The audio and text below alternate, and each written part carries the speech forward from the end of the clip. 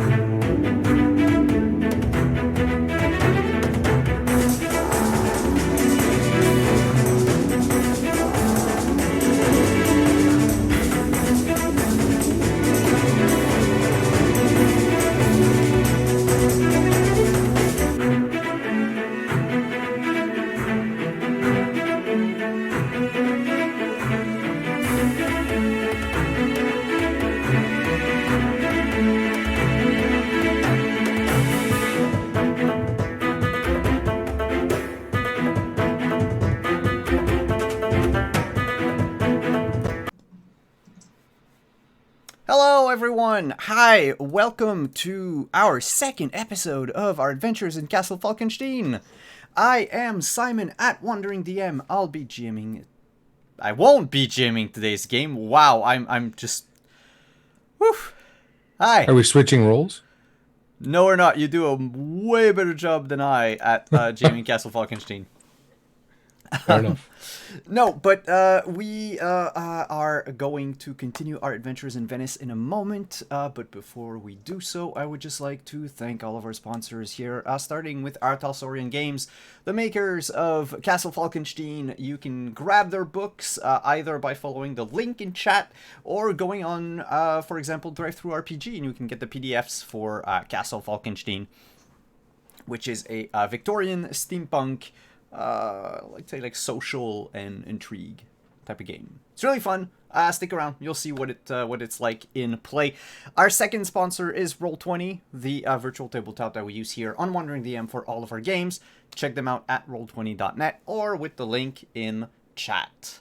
And then we have, returning this week again, our sponsor is Mage Hand Press, makers of 5th edition D&D supplements. They have a Kickstarter on July 29th for the new adventure book for Dark Matter, the sci-fi fantasy campaign setting that they've made, that I was lucky enough to be part of the writing team for. So if you want to check that out, July 29th, it's on Kickstarter, or you can check out their store right away, store.mageandpress.com. And if you use code WanderingDM, you get 15% off. And then, of course, Found Familiar Coffee Company. They make great coffee. It tastes amazing. This is my third today. And probably my second to last for the day.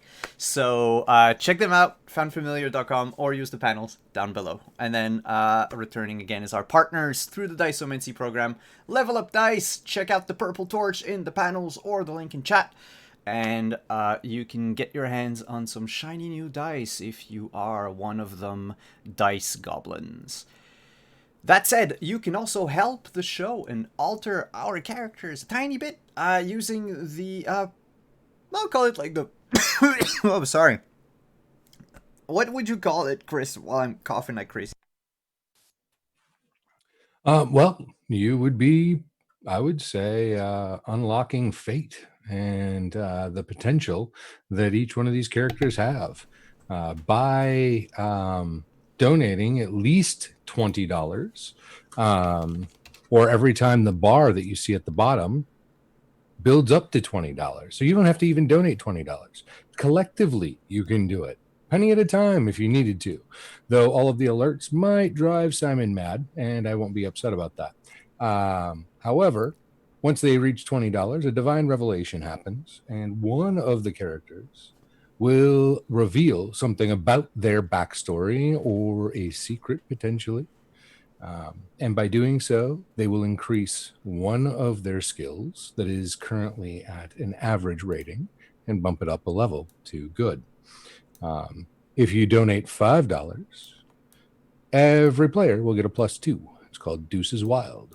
They can add that to any one of their plays throughout the game. It resets every game. Or if you donate $10, one lucky player will get what's called Lucky 7. They will get a 7 that they can use for any suit and or of any suit at any point in time. That does not disappear.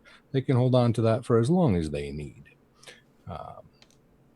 But yeah, that's what you do. And by doing so, you will actually, every $20 will also upgrade the frames. You'll notice that Elise and Edwin each have an upgraded frame.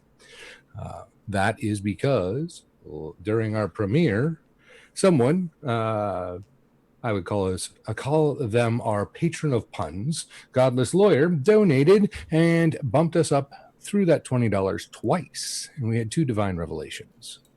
So, and they put us halfway towards the next one. Anyway, that whole process is what you see before you. Thank you, Chris. Found familiar is good, regardless of which pipe it goes through. That said, if you want to donate, you can use bits. You can use the compass in the panels down below, the Wandering DM logo. It brings you straight to the donation page. That said, with all the spiel doing done, let's go around the table. Introduce yourselves. Tell us who you are, who you'll be playing today. I'll start. I am Simon, of course, at Wandering DM, and I'll be playing Edwin Thayer, the professor of criminology by day, and something burglar at night. Let's go around the table. We'll do reverse counterclockwise. So our next person will be Ekaterina. I keep forgetting I'm muted. Hi, I'm Adriana, and I'll be playing Ekaterina von Stein, our resident inventor, and maybe a little bit of a mad scientist. Who knows? Not you. Next is Elise. You're muted. We're just all very skilled today. I'm Pooja. I'm playing Elise St. Pierre, who is a young ingenue and the next lead of the opera, the upcoming show at the Teatro San Luca. And last, but certainly not least amongst our players tonight, because we are missing a, I was going to say Yasser, but Kenny will be coming will be here next week. But last person is the Contessa. Hey all, you know me. I'm at Deirdre on Twitter, or Prexworth as me for you, as you see me around on Twitch, and I get to play the wonderful Contessa Lucrezia Sofia Ferrante. And I'm here to have fun. And possibly, get to know everything about everything. Because why not? And spend money.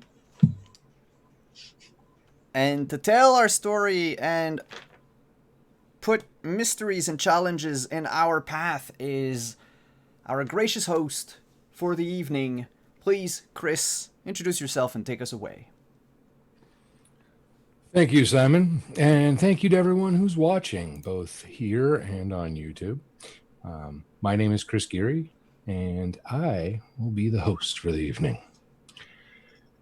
Last week, on Adventures in Castle Falkenstein, our players had all found themselves at the Teatro San Luca for the final performance, that's the word I'm looking for, apologize, of the diva, or not diva, the prima donna of the Teatro San Luca, by the name of, and I lost her name all of a sudden. Why would I do that?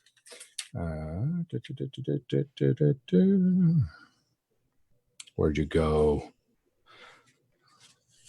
Why would I do that to myself? Lucia Grimani? Yeah, there we go. Lucia Grimali. There we go. Grimali, yes. Lucia Grimali. She was retiring and moving on to Constantinople in a few weeks. She performed her last performance. She played in La Traviata as Violetta and brought the house to its feet. During that time, we got to see the young ingenue in the backstage, watching and learning and playing the role that is hers to play. We also got to look up into the balcony and find our inventor watching the opera and the secrets that were left behind by one courier named Willoughby. Later found out to be connected in some way, shape, or form to the secret society known as the Promethean Society, a vigilante group of do-gooders out to stop evildoers like the World Crime League that is building and is figureheaded by one Dr. Moriarty. In the box seat, one of the prominent ones, we've met the Contessa as she watched both the opera and the crowd, looking for whatever might be interesting. And smack in the middle of the crowd, good seats, was our professor with one of his colleagues who had taken him here as part of a welcome to Venice, but also by donation of tickets from some unknown donor. At the end, everyone made their way eventually to the line outside to meet with the cast, specifically Lucia Grimali, where the Contessa made her presence known as someone of status, cutting through the line and pushing the other nobles forward and on to their next destination so the rest of the crowd could say their goodbyes to the prima donna. Once everyone had finished their introductions and goodbyes, some of which were done within seconds or minutes of one another, we found our group meandering their way to a cafe in the Plaza de Marco, just outside the largest religious structure for St. Mark as well. And there the music played from bandstands and street performers as the Contessa, the professor, the young ingenue, and the inventor all made firmer introductions than their past had put them together, learning of a new rumor of fire that burns underwater, by which Ekaterina had brought to everyone's attention. And we will reprise our story from that moment when Elise had taken her seat and the waiter had returned to see what else the group might need.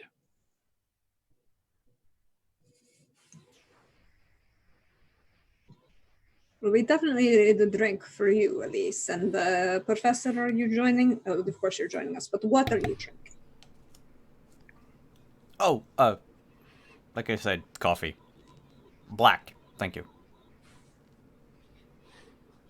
And I'll have a glass of the red. Any particular red? Whatever the Contessa's drinking. I trust her choice and taste would be divine. What do you suggest, Contessa? Since, if I remember correctly, you're not drinking red wine this evening. No, it's Prosecco this evening. But if we're going to go with red, una mazzolita di vino locale rosso, signore, per piacere. The local wine. I specifically, my dear friend, you will quite enjoy this. I'm quite sure. My dear friend Euphemia Rosso. We'll have a couple bottles of that. She'll enjoy that. Okay. And the waiter takes off and returns, just as deftly as before when they brought an additional chair, weaving in and out of the various patrons, gracefully, yet swiftly. And we return to Ekaterina's story of fire. Fire underwater. Imagine that.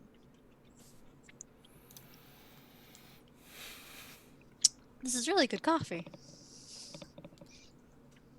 It is. Bene. But where have you heard whose rumors are this? Where is she, you know? Well, I had a contact who I was supposed to meet at the opera, and then they left me a letter, or the envelope, with the still that I showed you of this Promethean Society. Ugh. As well, since we're all talking about it, might as well. I love mysteries, and she'll open her coat, and from the envelope she'll pull out the skeleton key with this. Oh. Have you any idea what lock that key might go with? The lock that it was made for. Oh. Touche. Does your letter mention any locks of any kind? Oh no, there was no letter. She'll take the envelope and just open it up. See, it's just the envelope and the key. Oh. It did have my initials in it, very lovely script. That's about it. Perhaps someone enjoys games and mysteries as much as you do. Perhaps. But, Contessa, since you know so much of this society, would you happen to know if they have some sort of grounds here?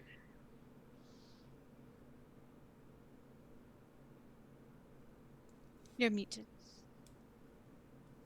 They show up anywhere they choose to, as far as I'm aware.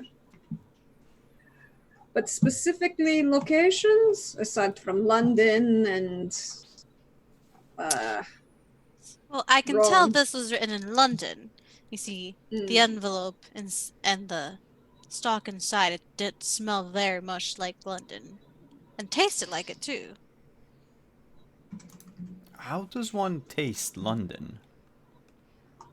Well, here, she'll give you the envelope. If you taste it, you can say the specific type of weave and heaviness the paper has and where it comes from. full of pretension, covered in smog. Yes. I bring the envelope up to my nose and just give it a sniff. And then just like take a corner and just like lick it like a little bit. tastes like paper to me. Well, to each their own. She'll pluck the envelope Yeah. from your hand and put it back in her jacket. But that does leave the question of the key and what that has to do with the rumor I came here chasing.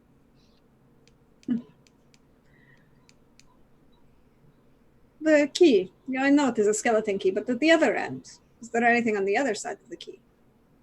Is there anything on the other side of the key, DM? No, like a Like- engraving symbol or anything like that? Nothing Filigree? of note. I mean, it's a standard filigree. Looks like it's, at first blush, it looks like it's iron, and like made from a standard mold. I mean, the seams even show a little bit where the mold would have come together. So it's not even. It wasn't even like sanded down or polished or anything of that nature. You know, that's just rude. They didn't even take the time to make it look nice. None at all. The Contessa pointedly does not touch the key at all.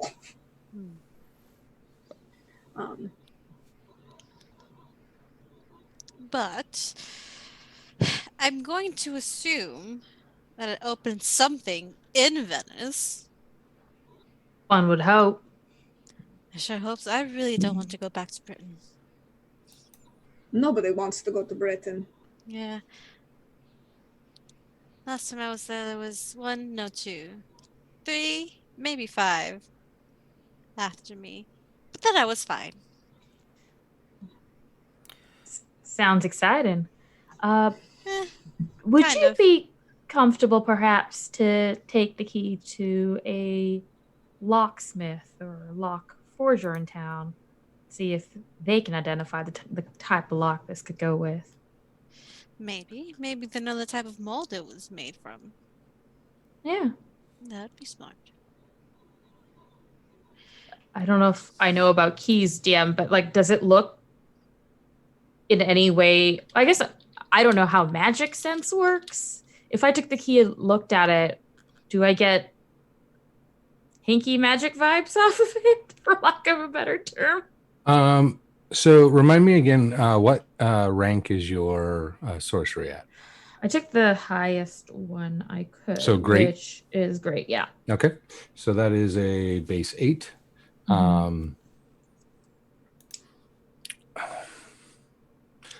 Nothing seems to grab your attention in that regard, just by touching it. The make of it is very plain, very simple. As you run your fingers across it, you don't find any subtle like acid-based etching or anything of that nature that may have been missed by the naked eye due to it being like black on black and it's nighttime, that sort of thing.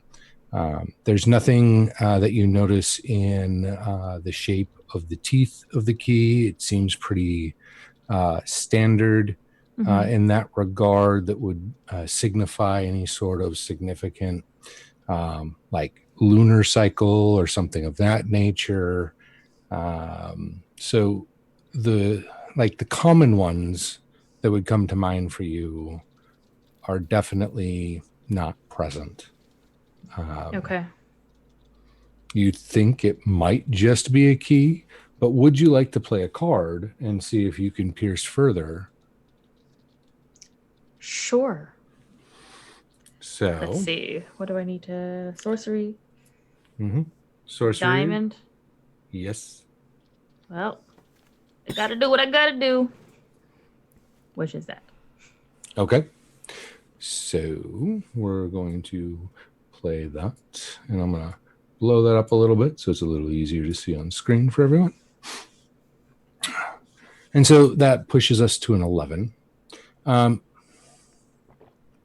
As you feel the actual metal itself in your hand, it feels extremely heavy for its size. There's something about it in its heft that does not feel right. And that definitely could be related to magic. There could be a magic weighing on it, some sort of ward or spell that's making it feel different. It could also potentially be connected to the material itself, something that is not what it seems to be. If not masked by magics to make it look like a key when it is not. It could be that the material itself has been altered by magic. Maybe it's actually, I don't know, a denser stone that was then turned into iron and kept its mass.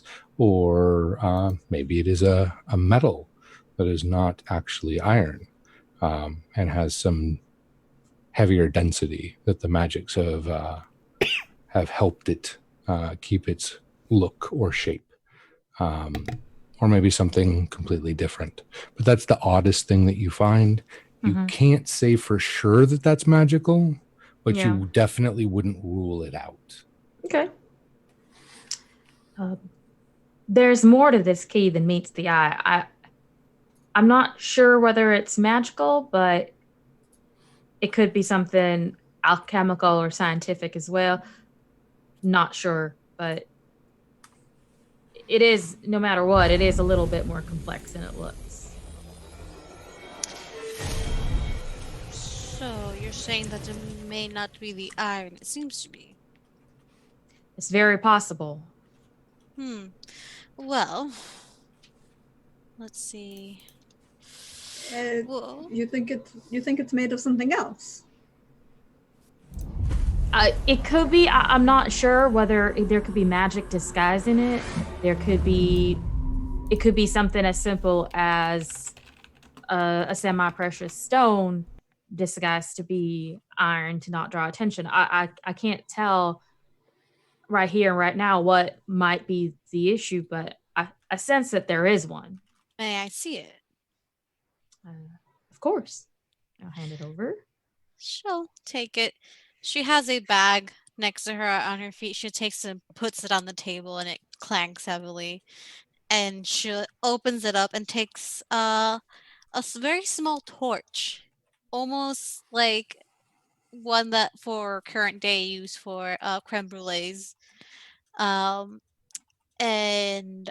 she turns it on, and it goes with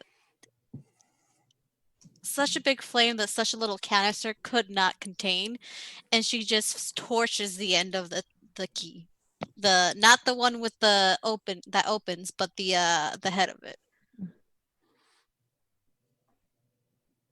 Does it do anything? It does not react.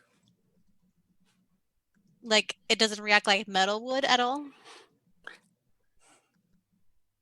It smells like metal, but it does not turn red.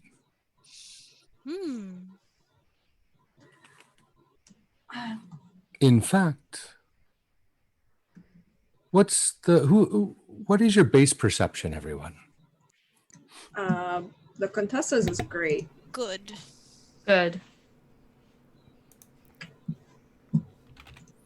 Wait, no, perception is great. Okay. For those with good, you're going to notice that as this is happening, there's a slight haze in the air. It could be from the heat coming from the torch. It could be an element of smoke as the torch is burning any sort of particulates off of the key. For those of you with great, you'll also pick up that you're pretty sure the haze that's in the air has something to do with steam, because it smells more of water, that tinge of water in the air right before a rainstorm rolls in, where the dust that you can't see is kind of like wrapped in the moisture of the increased humidity, and you get that little earthy smell that comes from it. But it's faint. Is it everywhere in the sense that, because I assume this is in the cafe, right? We see that in the cafe. Well, you guys are outside near the bandstand in the that's true. plaza. Yeah. So it's So outside all over the yeah, place. if she had lit this torch inside the cafe, we would have a much different reaction from people. But being that you're outside in the plaza, and yes, it is an impossibly large flame for the size of the torch. It's also not the same as, like, I don't know, a bonfire that they might light in the middle of the plaza for some sort of festival. It is still handheld. I'll take the key and smell it and lick it. Okay. What does it taste like? It tastes like metal. And your Sonora. tongue is a little cold. Sonora, do Yes? you mind if I hold that for a brief moment? Very, very short. Sure. It tastes like metal, but my tongue feels cold. As she says as she hands it over. I thank you. Before you take it from her hand, Contessa, what is the Contessa's base physique? Average. As her hand extends towards you and yours towards it, your fingertips get, I would say, within a few inches of her hand, and you become extremely queasy. She pulls her hand back immediately and says, excuse me a moment. Are you alright, Contessa? Well, whatever it is formulated around iron. It passes all the standard tests. What test is that? It's unpleasant to be around.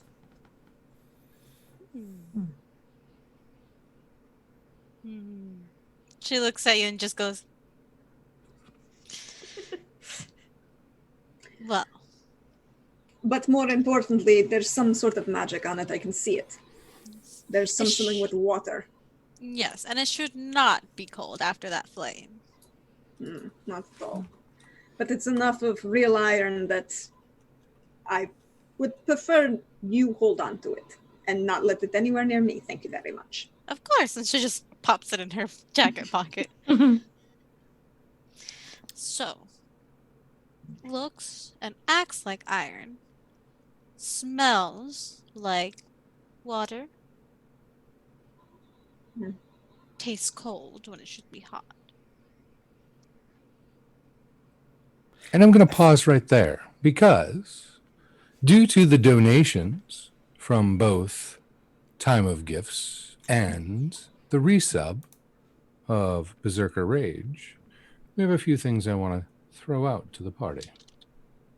The first one is with the resub, that's the equivalent of $5, and all of you have Deuces Wild for the rest of the evening. The next check in which you make, you get a bonus of +2 if you play a card. If you just want to use your base rating, you do not have to play a card in order to gain the +2. Or not to gain, you don't have to burn the +2 in order to use the base rating. But if you play a card, it's going to be 2 beyond whatever that card is. Nice. Additionally, that gives us, not only did it push us over our $20 dollar threshold, and we got more bits from Godless Lawyer, thank you. It also gave us a lucky 7. So I'm going to pull cards again, and we're going to go with the same suits that we had last time, which was spades for Edwin, hearts for Elise, clubs for Ekaterina, and diamonds for the Contessa. And I'm going to start with the lucky 7.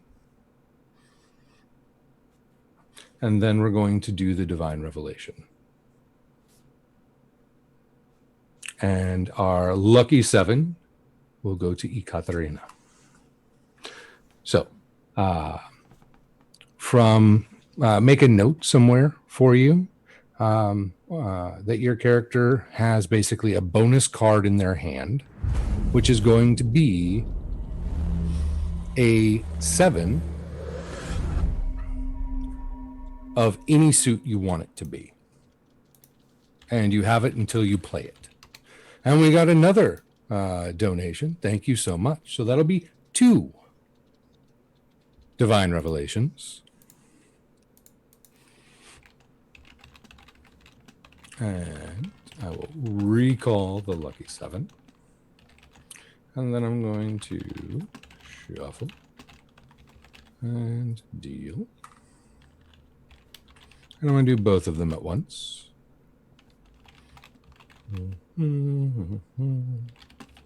If I don't, try and break roll 20.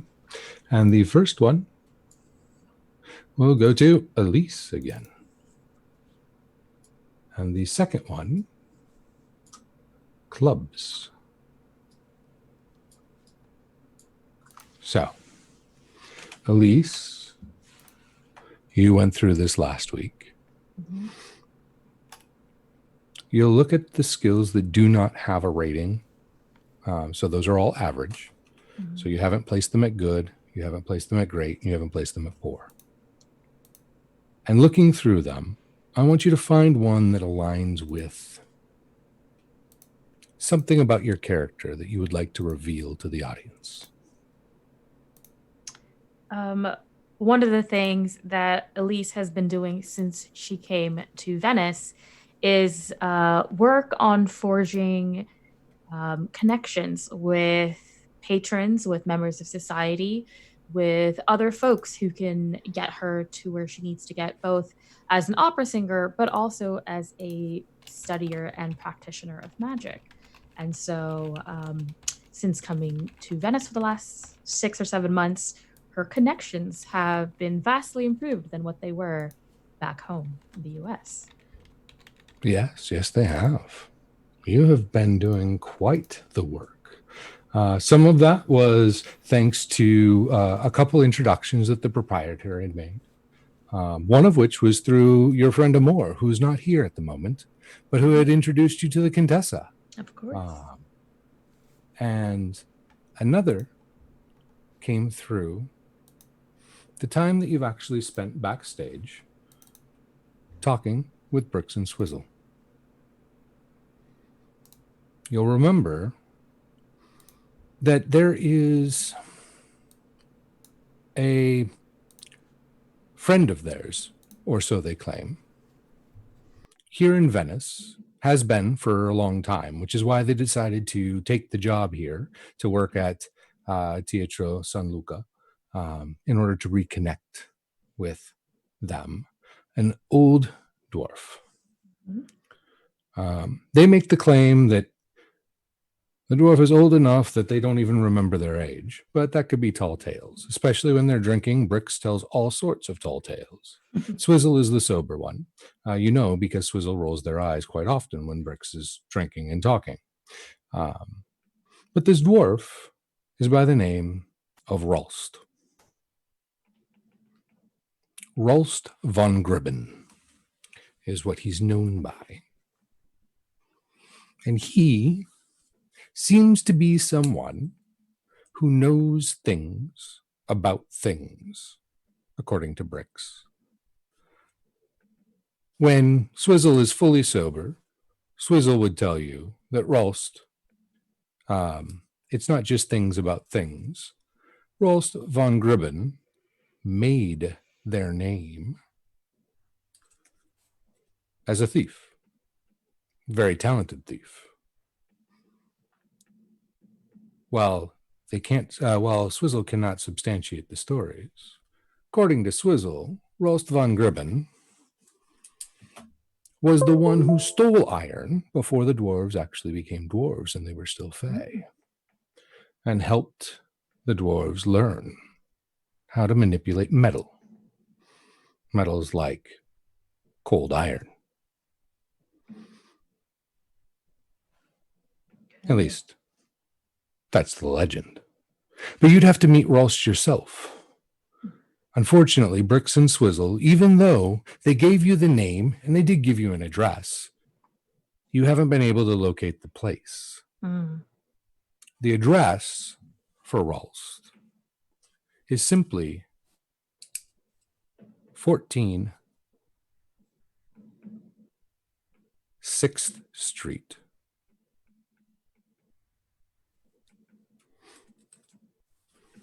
There is no 6th Street in Venice, though. Oh. Which is why you've had difficulty finding it.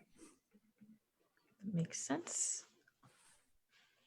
Because Ross does seem like the exact kind of person Elise would want to meet in terms of exploring types of magic out there. Mm-hmm. Which is why Wow. they brought it up while drinking. Makes Because perfect Bricks sense. likes to tell all kinds of stories, most of which are helpful if you can figure out which parts are true. Fair. So I don't know if we want to continue to the next reveal and then we can react to it in character. Sure. or- Yeah, absolutely. So I hope we've stalled enough for you, Adriana. Maybe. What of your skills that are average? So they have not been given any sort of, poor, good, or great yet. That is tied to some sort of secret that you would like to reveal to the audience.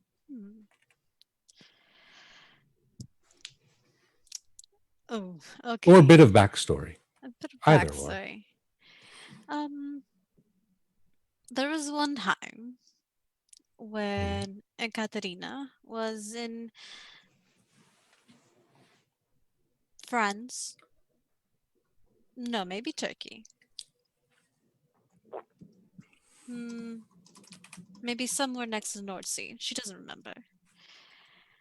But she, much like now, was chasing a rumor of an invention that could help her push boundaries.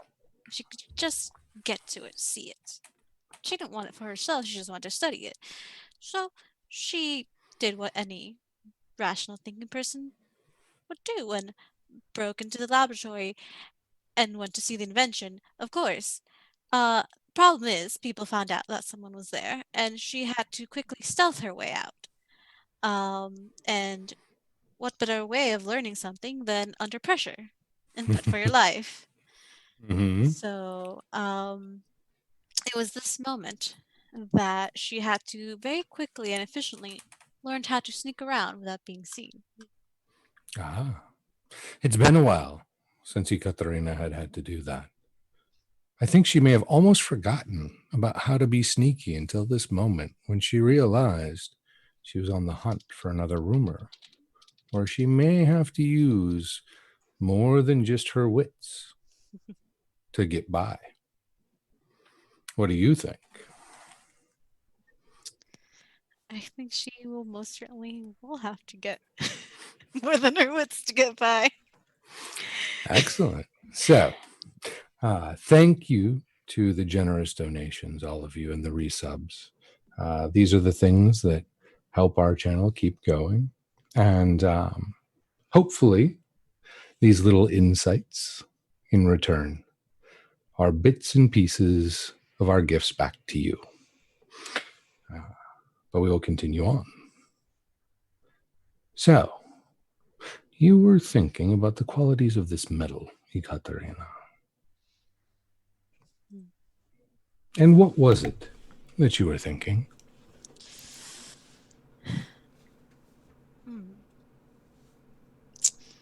It acts like iron, but doesn't react like iron. It repels who it needs to repel, but doesn't melt like it, doesn't smell like it, doesn't retain heat. If anything, it goes cold in the presence of heat. I've question very quickly. Would I have heard of cold iron before? Not being a fae myself. Let's see. Is there a particular skill you had in mind that you think would have led you to this conclusion? I have a good tinkering skill. Mm-hmm. I figure the discovery of the method of how to smith cold iron would have probably been something that would have been talked about in publications regarding, either like jewelry, weaponsmithing, or like anything that would include steel or iron in this case in its composition.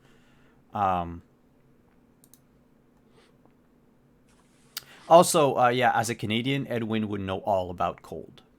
Yes, this is true. And not to put your tongue on cold metal. Oh yeah, definitely. So, there was probably Relate. a weird little chill that went down your spine when she licked the key and said it was cold. Just childhood memories flashing back, things like that. But as moving forward, I would say yes, Edwin would know of it. Maybe not all of the properties, but at least of the existence. That's all I wanted to know. Yes. Could it be perchance cold iron? Cold iron. Would I know what cold iron is if I have great in tinkering and invention? Yes. Would I know the properties of it? With great in both, you would know more than just of its existence. You would know that it repels fae. You would know that it is extremely difficult to work, and the dwarves were the first to master it, to be able to actually mold it and turn it into things for inventions. It's one of the ways that rhyme, the most famous of all the dwarves in New Europa, made their name, was through the use of cold iron, as well as a long list of different inventions. You would also know, based on other just combinations of your character's knowledge and the things that she's studied and experienced, that the first cold iron, or the first metals, oftentimes referred to as cold iron, was actually meteoric iron. Metals that came falling from the sky in meteors. Okay. Ekaterina's gonna stand up slam her hands on the table and stand up and grab your face. By the gods, you did it. What? It's cold iron. Oh. For those of us not entirely scientifically inclined in the room, what's cold iron? Cold iron. It's one of the first metals, right? It is how the dwarf Rhyme got his fame for working it. It's not really cold iron, it's a meteoric iron. It fell from the skies. A dwarf, you say? Yes. Huh. Two of my buddies from backstage at the opera, they love to tell stories. Love it. And they know of my interest in magic and things unusual, and they mentioned a dwarf somewhere in this town who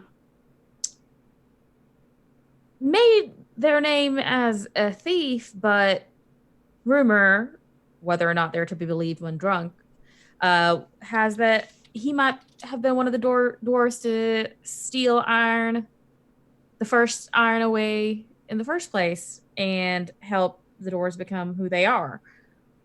I have a name and I have an address, but I have not been able to find them in town because, as far as I can tell, that address doesn't exist.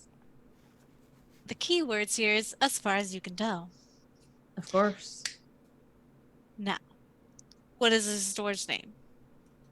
Rolst? Rolls. Contessa, I don't know if you might have heard of such a person in your travels. Do we have a full name for this particular dwarf? I'm I'm assuming he gave is. me just Rolst van Gribben. Ah, okay. So in one with both first and last name, obviously a little bit more important. I don't know. Do I? I mean, what is connections again? Connections is Spades. spades. Yep. Cool. I mean, her connections are great. I'm gonna use the 2 that I have to make it a 12. Oops, sorry. I removed your 2. I got it. 2 to 12. Plus the plus 2, so it's a 14. Okay. So 14. And yeah. Is there any particular set of connections that you are leaning on more than others, or any other details you'd like to give to me? She would definitely have made a point of, because of certain events and discoveries that she's made recently, recently as in the last year, to have know of the general groupings of people of the non-human alignments in areas and cities that she comes to, because it's important to know. Mm-hmm. Also, a personage who would probably be that level of thief, she would just, want to be aware of, because, moneyed noble circles like to make sure that their money doesn't change hands. Very true. Unless they willingly choose to. Fair enough. As far as all of your connections know,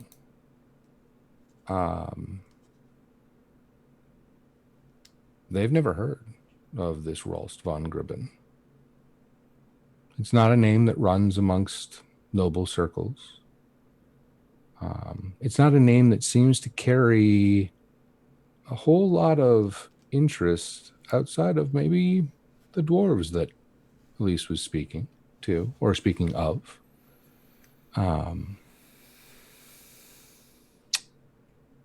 Maybe 1 or 2 of your connections, if you ask them pointedly, might be able to corroborate the rumor as being a rumor, and at least something that's floating around.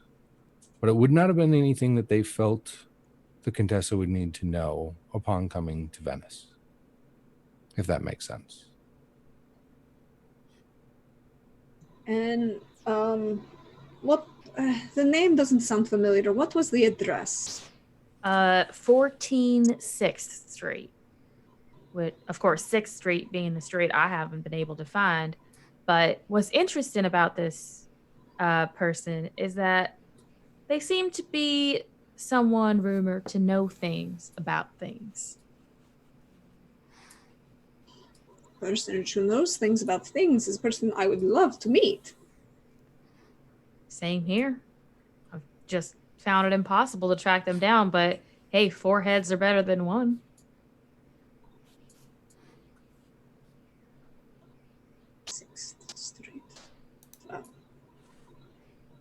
Finding someone in a place that doesn't exist. You'd be surprised the number of times that happens. No, I know it can happen a lot. Are we suggesting that this 6th Street might be hidden through magical means? Yes. This is so out of my element. Would you like to leave? No, I do love a good puzzle. It's just, how are we to find a place that... I don't know how magic works. Shouldn't there be a huge swath of the city then where there is nothing? how can you hide a whole street? DM, is this something that sounds remotely familiar to me as something you can do with magical means? Hiding a whole street? Yeah, that seems like No. I mean, it's much more likely that it's a puzzle. It's some sort of riddle. In order to actually find where they are. It could be a magical riddle. It could be a formulaic riddle. It could be something that's related to dwarven history. You would have to find the correct Rosetta Stone in order to know exactly what lines up with what. Oh. But I would say from your, viewpoint, masking something as large as that no one would notice it, no one would notice the absence of it. It would either take a huge concerted effort by very strong magical forces that is probably not something you would want to try and do, and it would be beyond the effect of one single dwarf. We're talking a whole lodge, a handful of covens at minimum, in order to make that happen. So probably not. Yeah. But, Occam's razor and all. Of course. So I turn to Professor Thayer and I say, well, it seems incredibly unlikely that an entire street's being hid, and it would require an amount of magic and powerful practitioners that I can't even contemplate. It's more likely that the street name and number itself is the puzzle to solve to find this person. I haven't been able to figure it out myself yet, but I've only been looking in my downtime between rehearsals and such, and so I'll admit I haven't paid it my full attention, but perhaps those of us here can work together to figure this one out. Well, O is the 16th letter of the alphabet, and O is the 14th letter of the alphabet, and F is the 6th. Do we need to pull up a map of Venice? And there are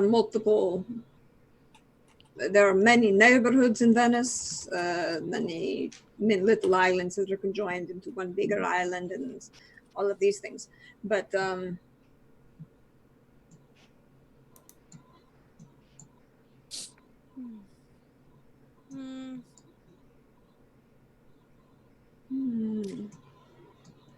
this doesn't.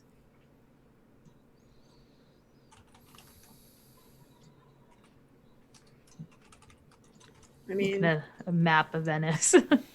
Yeah, Venice is huge. Yeah. You realize. Does this bring to mind anything in particular? Because I've been living in Venice for effectively like 6 months now. It could be all sorts of things, honestly.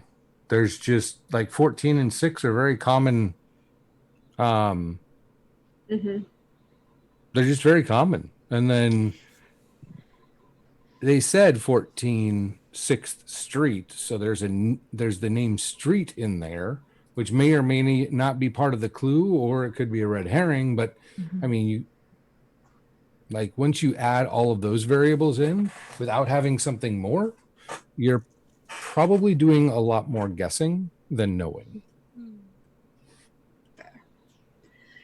Well, I think this calls for another drink.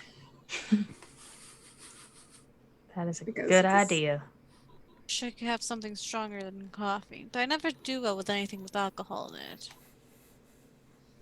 If I want to stay awake enough to try to solve this riddle, I'm not going to drink anything with alcohol in it, that's for sure. Well, Contessa, it looks like it's us. And she just looks at you and goes, and looks at the two of, she doesn't comment on Ekaterina, but she looks at the professor and is like, well, you can't stay awake after a couple glasses of wine. Obviously, your endurance isn't very good. We'll have another couple bottles. Yes. And And an espresso for the gentleman. He apparently needs to stay awake. And for me, Understood. because I have nothing else to drink, please. And the senora. and the waiter wanders off again. So, we know that the dwarf is here. We know that this particular item is cold iron, which is upsetting and nauseating and unpleasant.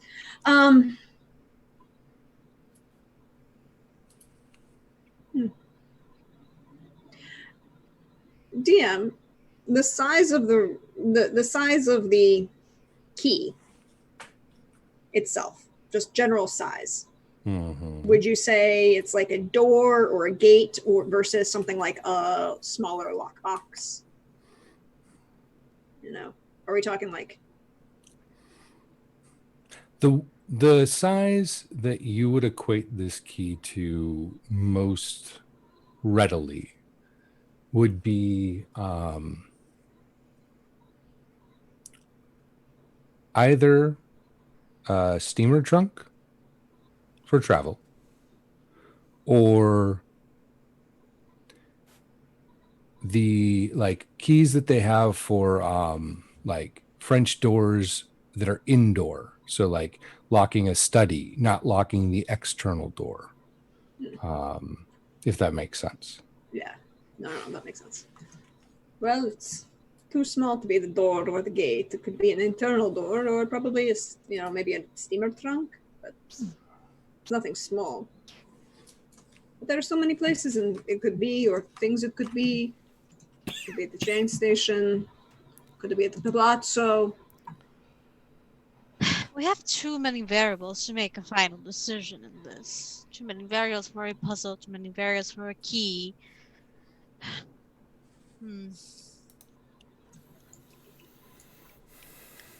But do we know anyone named Street? Do we know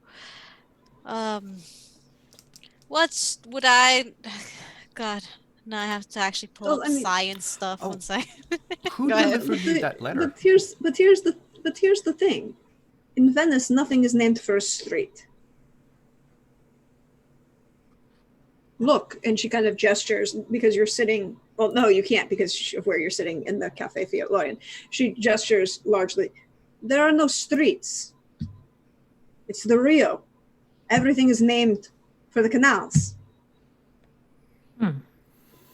There are alleyways and pathways and the calle, the passages, or the pontes, the bridges.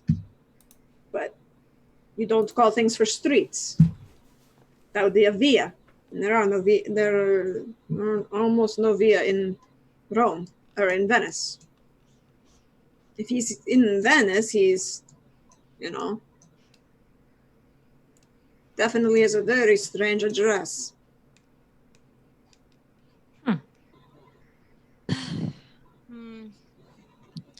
Doesn't have anything to do with the periodic table. That's what I was thinking, but then I thought elements and metals, maybe.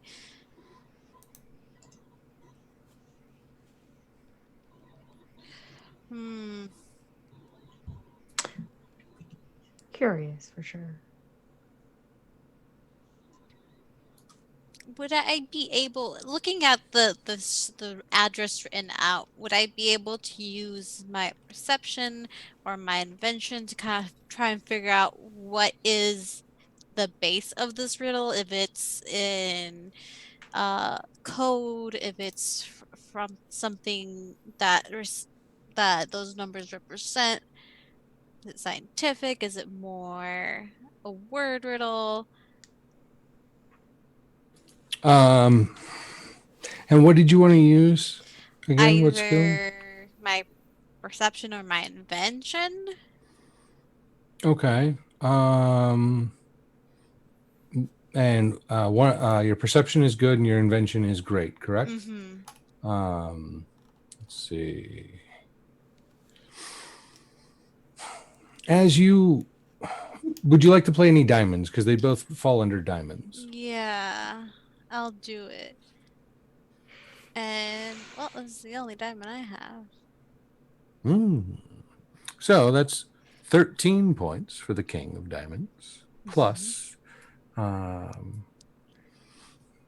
minimum, a +6. So there'd be a 19 at minimum, a 21 at maximum, depending on which one it falls under.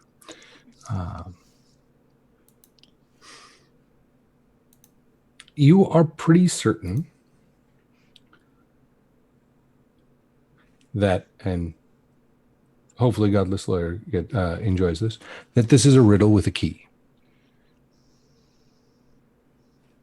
It is not a numerical, it's not a cipher, it's none of those other things. It is a word riddle with a key. Once you find the key that actually unlocks the riddle, you will know what 14 6th Street means and where to find Rolf von Gribben. Well, excuse the pun, but it's riddle with a key. Your keys everywhere tonight.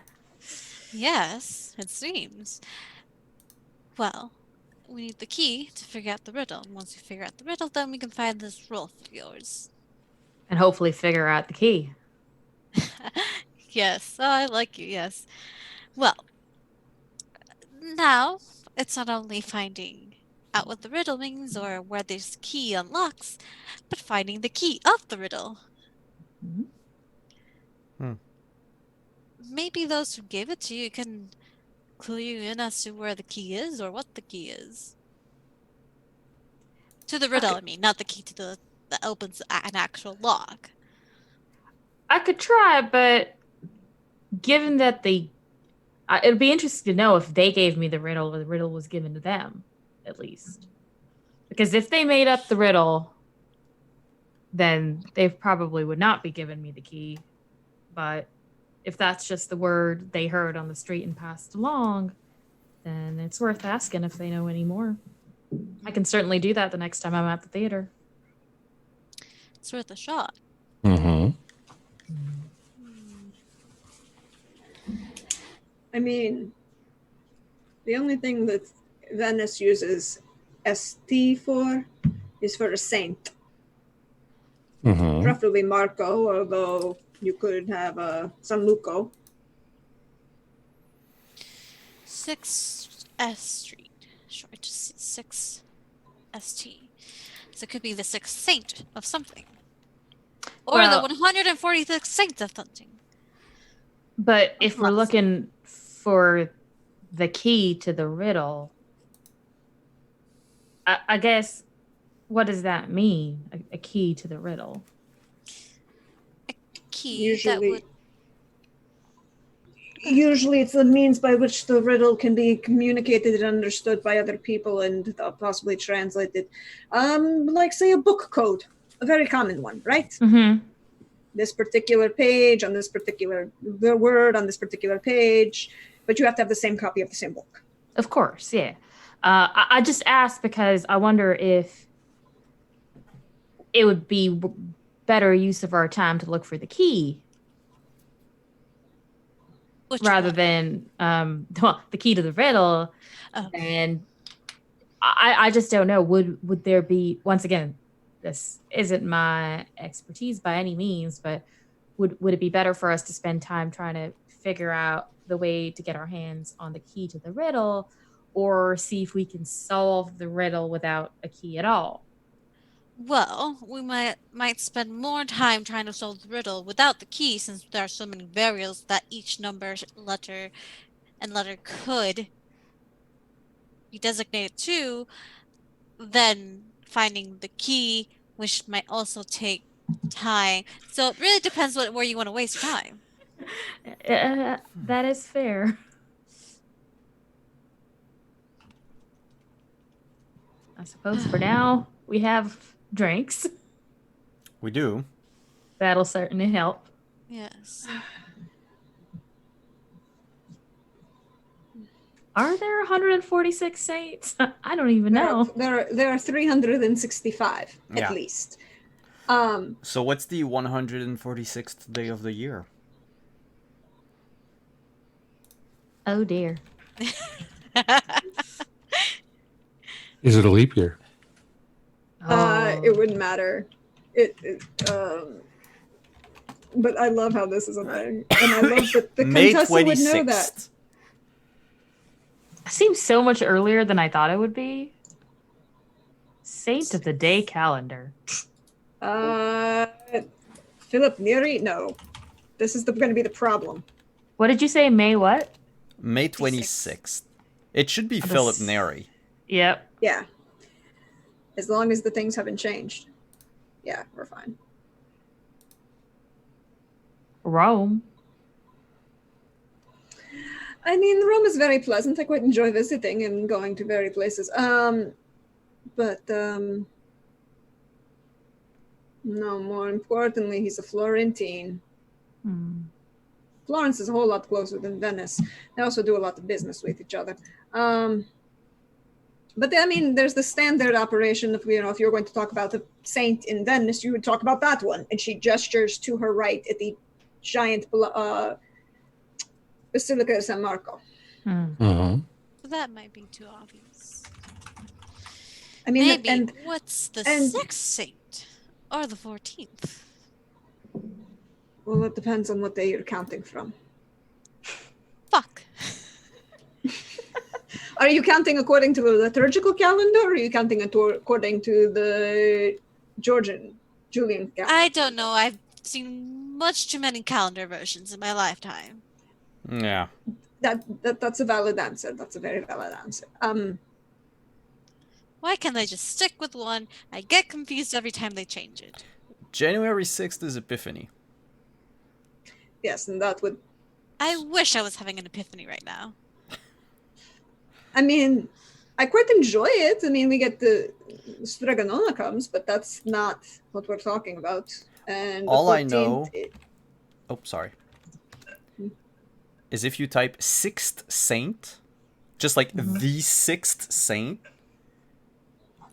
on Google, aside from the first result, which is a category to Wikipedia, the first real page is Saint Nicholas. So we have to find Santa Claus.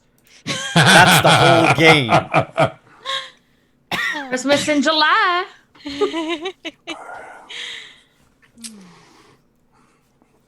I mean, that is probably not true. Or not what we want. Oh, wait. Ekaterina. Yes. Do you know who gave you that letter? Yes. I don't know how to find them. Do you What is their remember what name? they look like? No. A name? Yes. What was it? Oh, the name was Willoughby. Willoughby. Yes. They had a hat, a bowler hat, I believe, of sorts, with a red feather on them. That's what I was trying to find when I saw you, Professor. Willoughby. Let's say bowler hat. And that was at the opera? Yes, they were sitting right in front of me, to the left, to the right. Left? My left. The right, my right. Are opera tickets back in the day, I'm asking that out of game, out of character, are they assigned seating? I assume so. It depends on where. You In the were on the theater. balcony, Ekaterina, right? Yes, my ticket was row 6, 11. But did you have to give your name to anyone to get that ticket when you purchased it? I did not purchase it. It was given. Given. It's Was your given to me. name written on the ticket anywhere? Because there might be a Jen? ledger. There might be a ledger at the opera house It with was who not. was sitting where. It was not. Ah. I just had a ticket. Maybe it's a row and a seat in the opera house. Row 16, seat 6. Row 6, seat 14. That could be a thing. Oh. With a box hidden under the seat. Or within the Maybe. cushion. I mean, I did find this letter where this said Willoughby was sitting. I mean, Probably catch a glimpse of that phrase at some point. Honestly, usually riddles like this, the fastest way I've heard of them and the way to is just, standard book riddle. But what is the book? She looks at the giant predominant building in the middle of the square. Yes, there's a library, but there are many books in the library. No, not the biblioteca, which although is very nice, but I'm talking about the basilica. The back? St. Mark. Yeah. The gospel writer, St. Mark. This is his cathedral. You can go see his arm. It's on display. Oh. That is morbid yet fascinating. Mm-hmm. It's very like nice. it. Also, they have the reproduction. No, wait, hold on. They would still have the original. The original of the four horses you see it on the balcony there. Those are they're originally part of this a bronze sculpture depicting Marcus Aurelius. And How big are they? Marcus Aurelius. They're big enough that you can see them. Like they're Okay, it's like life-size horse sculpture. yeah, over life size. Okay. Mm-hmm. And what about this arm of Mark? Did I know Marcus Aurelius? Nah. Well, if you did, I would have to ask questions. It's a forearm and the hand, then slightly mummified in a glass case. I bet it is very So well guarded. I don't think Considering the arm.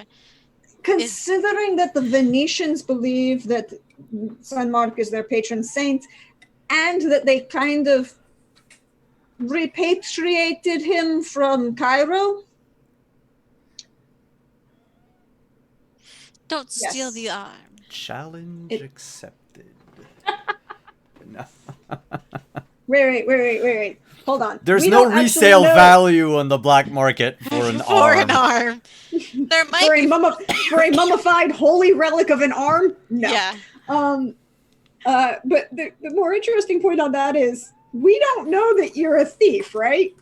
No, I know. Nobody knows. I'm just a teacher. So, you just said challenge accepted out loud. No, that was Okay. in my mind. Okay, that was just me checking. Yeah, don't that was worry. me checking. Yeah, it's it's a very nice church. I quite recommend it. Right. Could it be the key to a lockbox?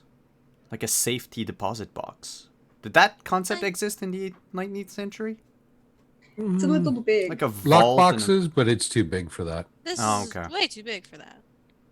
And it's not big enough for a vault. A vault key would be not as slender as this, though it is very hefty. It could probably withstand the tumblers of a vault door, but you don't know a vault that would be made for such a dainty key by comparison. Okay. I mean, it's just not dainty because you total, just but would it, as she's staring at the church again, would it possibly work for things like a mausoleum?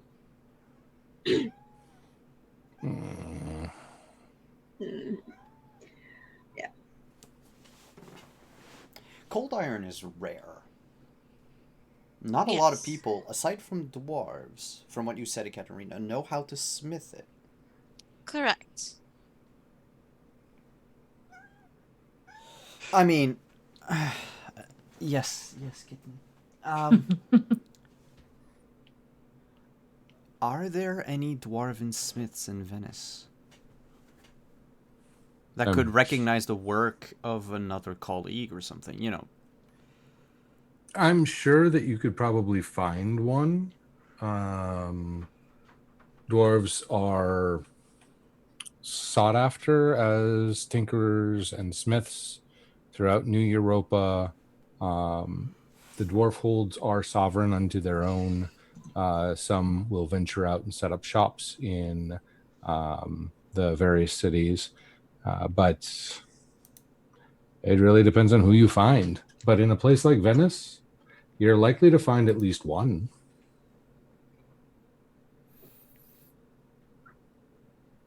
Because, I'm thinking here about a professional recognizing the work of another professional. Mm-hmm. I think that if anybody were to make anything out of cold iron, well, it would have to be someone specific, no? I mean, possibly, but it also looks unfinished. It's unpolished. Still has its edges from the mold. Maybe. Doesn't seem to have any sort of maker's mark or anything of that nature. Everyone has looked for any sort of inscriptions. I'm not saying you're wrong. I'm just saying there are a vast number of possibilities Yeah. that could potentially complicate.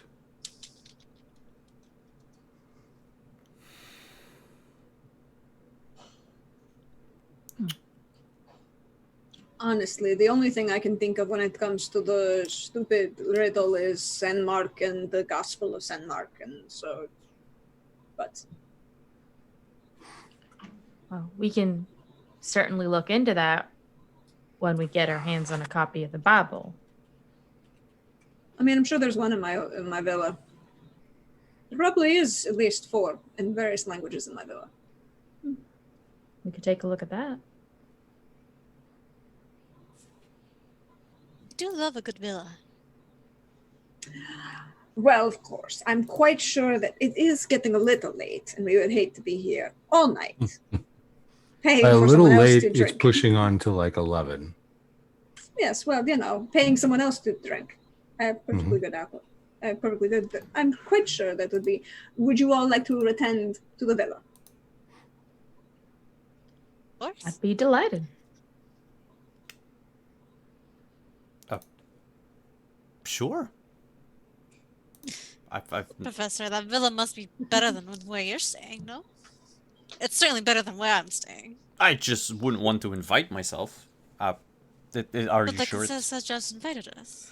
I know, it's just I feel... I've never been invited into a villa before. Well, now you have. It smells like being invited anywhere else. You say yes if you want to go. Well, yes then. The night is young and I'm hyped up on coffee. That reminds me, I still have to talk to you about your lectures. Ooh, Jesus, that's tomorrow. That is tomorrow. Well, it's a good thing you had all that coffee then. Yes, but I will also need to make sure that I wake up on time. There's the But this was the conundrum. ladies' made this for. Wait, Contessa, you're not suggesting we sleep over at your villa? Yes, that's exactly what you said. Why not? How far is your villa from the university? Just so I can plan things out in my mind. Where is the university on this map? Well, I don't fucking know.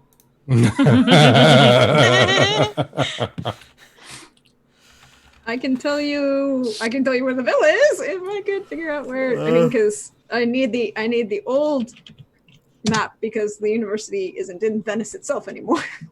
Yeah, that's there's the Università Ca' Foscari? Foscari? Foscari? I don't know. Where are you? What are you looking at? I'm trying to find on the internet because knowledge of Venice is nil for me.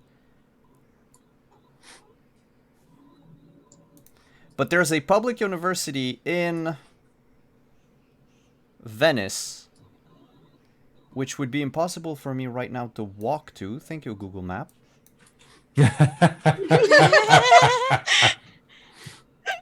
No shit. Oh, wow. Great. It's $1,000 if I want to go there right now by car. That's not what I Well, want. that seems like a steal. 1,000 to get to Venice? Oh, it's a round trip too. That's a pretty 500 each way in a 5 car across the ocean? Yeah, It's a you'll be fancy fine. car. Yeah, oh wait, where's no, it's the car till the airport, and then it's the okay. So I found the university on Google Map. Where's the Contessa's villa? Contessa Thereabouts. is well, I can give you the exact address. Why would I? The Contessa is staying at the Palazzo Grimali de San Luca.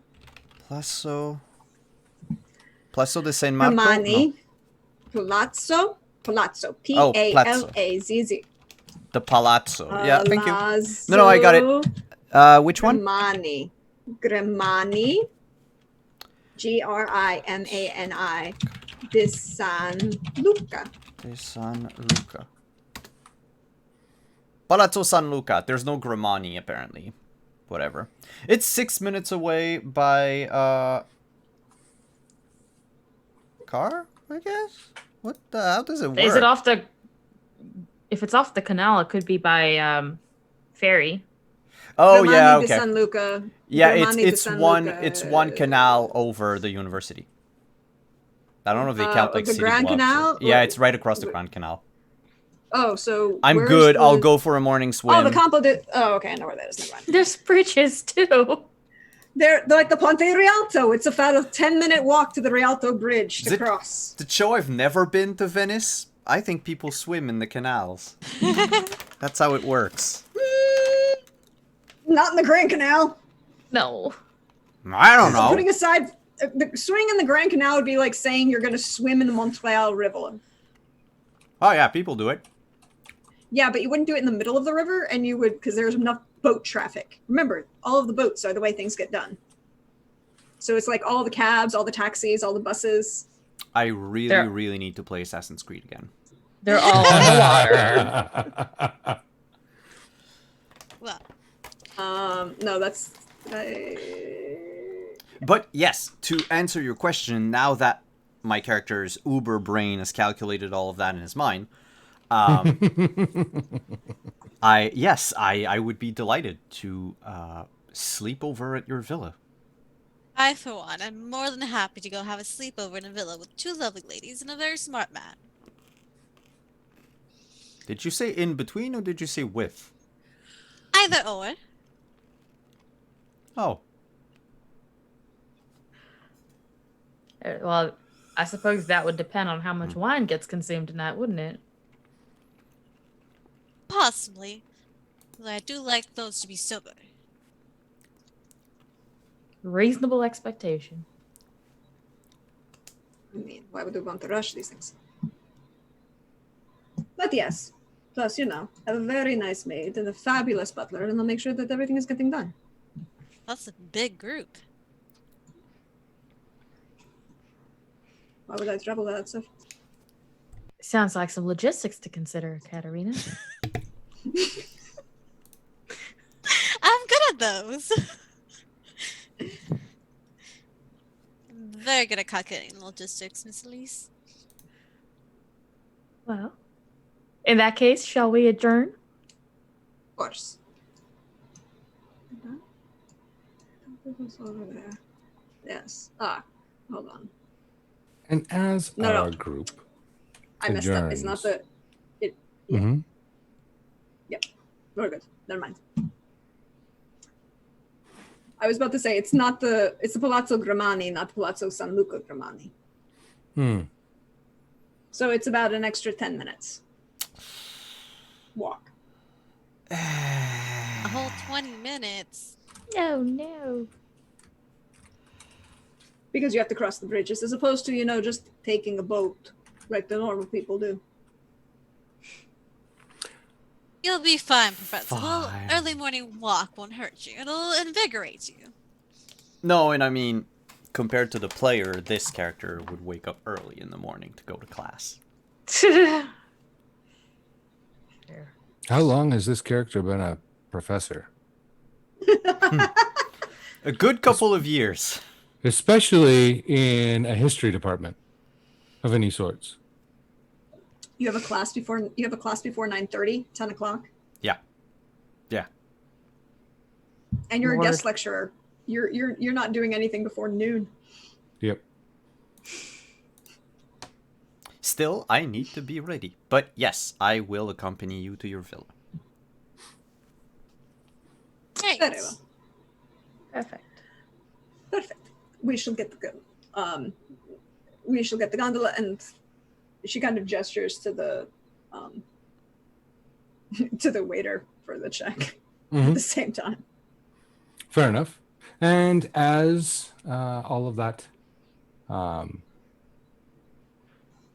works its way through, you will find yourselves making your way to a gondola and going through the darkened but lamp-lit canals of Venice on your way to the Contessa's villa. And at this point, we are going to take our break. And when we return, our players will be refreshed, renewed, and ready to tackle a riddle. And probably drink something. As always. We'll be right back, everyone. Stick around. Stretch your legs, grab a drink, grab a snack, grab some found familiar coffee, and we'll be back in 5 to 10 minutes.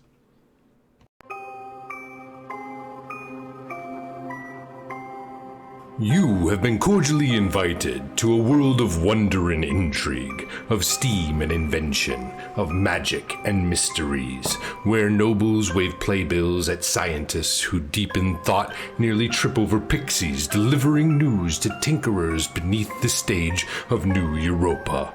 Sit back and enjoy the scene as the actors act, the singers sing, and the players play out the adventures of Castle Falkenstein.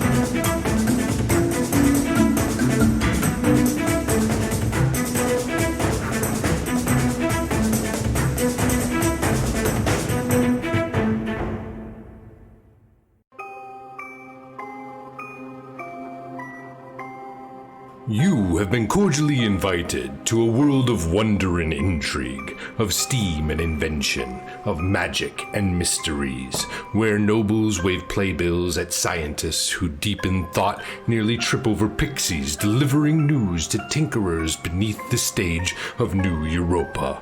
Sit back and enjoy the scene as the actors act, the singers sing, and the players play out the adventures of Castle Falkenstein.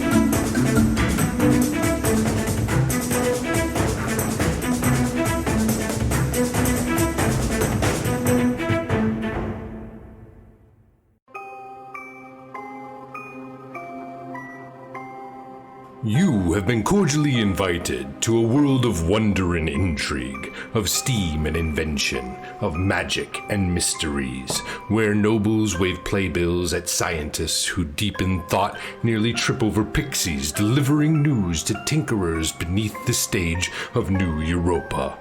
Sit back and enjoy the scene as the actors act, the singers sing, and the players play out the adventures of Castle Falkenstein.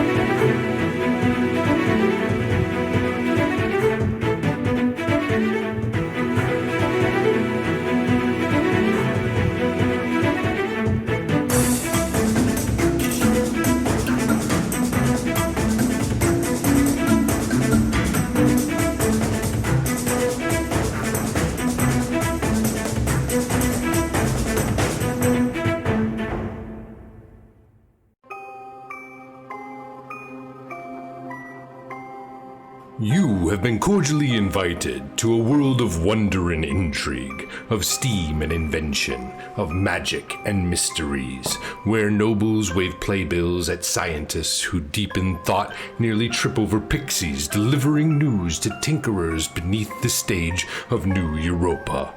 Sit back and enjoy the scene as the actors act, the singers sing, and the players play out the adventures of Castle Falkenstein.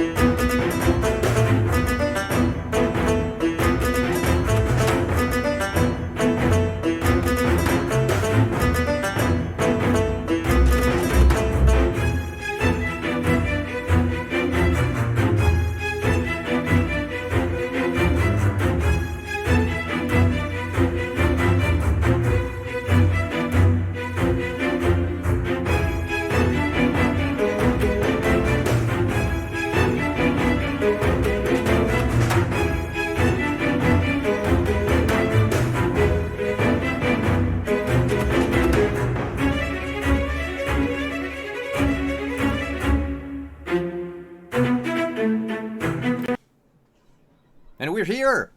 We're back. Refreshed. Still need to cough, god damn it. Hi. So, sleepover. Yes. As you make your way to the Contessa's residence, you head east on the in a gondola past. You would walk east past the Basilica St. Marco, catch a gondola that would take you along into Plaza Grimani, near St. Maria Formoso.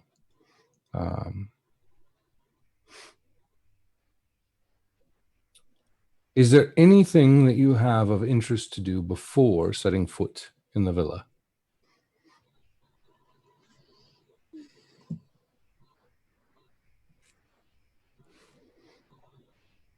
No, probably not. Excellent. I don't have any other pit stops. That's not true. The professor would need to stop at his hotel room to pick up his material for tomorrow.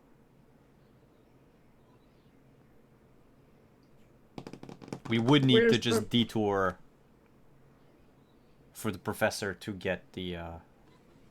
You could just leave early and get it in the morning.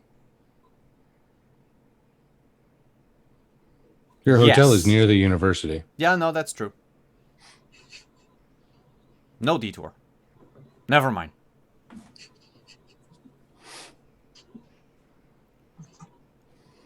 Okay then. So you reach the villa. And you find yourself greeted by the butler. Ah, Contessa. Welcome home. It is a pleasure as always. I'm so happy to see you. We have some guests, but that's never a problem, right? No, I'm of course quite- not.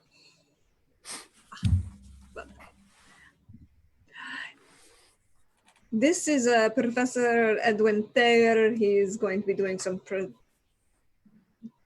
Professing? presentation at the University Adamani. Of course, Elise and Pierre are for the opera company. And my dear friend Ekaterina von Stein from Munich. This is my wonderful butler, Monte Barbaretta. Nice to meet you all. Pleasure to meet you. Pleasure to meet you. Delighted. We shall be retiring to the study. We will need some refreshments, and apparently the coffee, espressos, and possibly a sambuca or two. Understood. Would you care for something else, Professor? I was just going to say, if you have anything of the alcoholic kind to put in the coffee, I might... Whiskey. Rum? I could go... If you have some... Shit, what do they call it in English? Brown rum? Or dark rum? Dark rum. Dark rum. I will see what we have. Thank And he'll give a look over at the Contessa. She just kind of do that smile and nod and just then walk back. Thank you very much. We'll take it in the study. As she proceeds to lead you, not flouncing her skirts, but just shaking them out because, you got out of the gondola and onto the dock and, just have to make them look nice as she walks through the marble floors up to the second floor around the atrium to the study. Mm-hmm. It's not a very large block, so it's just a small one. Oh, right, of course. Have I seen It's some lovely nonetheless. larger ones? Not that interesting. There are some nice statuary in the side room, but You're very accommodating, Contessa. I couldn't thank you enough. So, Bible, St. Mark, right? That's what we're thinking. Yes. Well, let's get to it. I'm assuming there's at least a copy of the Bible in the library study.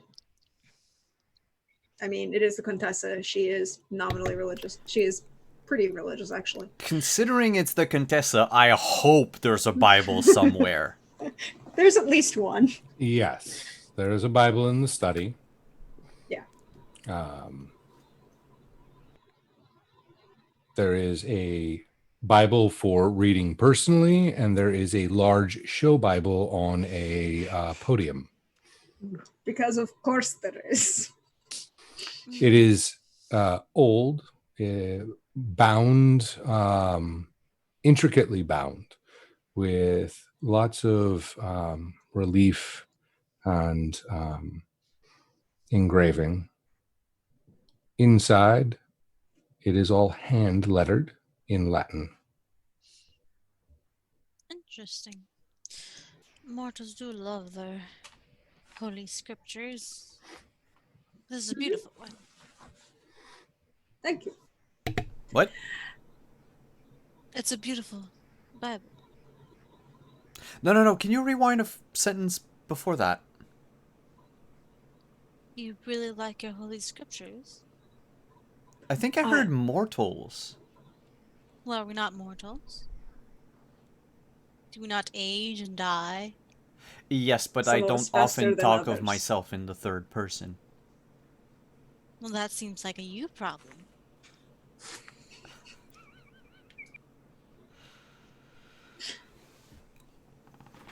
I'll just First, chuck second, it to third person. Who cares how you talk? Sure. Should I not say mortals? Should I say humans? But humans are not the only ones living on this world. We have fae, we have dwarves, we have mystical creatures. I thought Fae were immortal. Anything can die if you try hard enough. At least on this plane of existence. Exactly.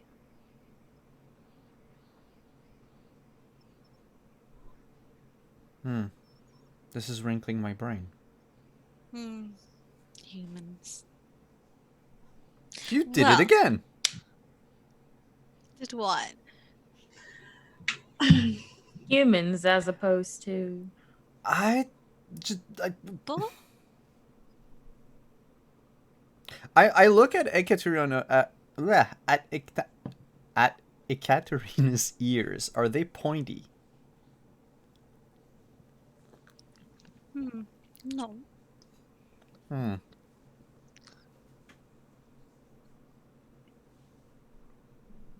Humans are such interesting creatures, no? I mean, we have a whole section devoted into studying ancient humans and their thinkings and way of being. Yes, we do. Ekaterina, sweetheart, are you not a human?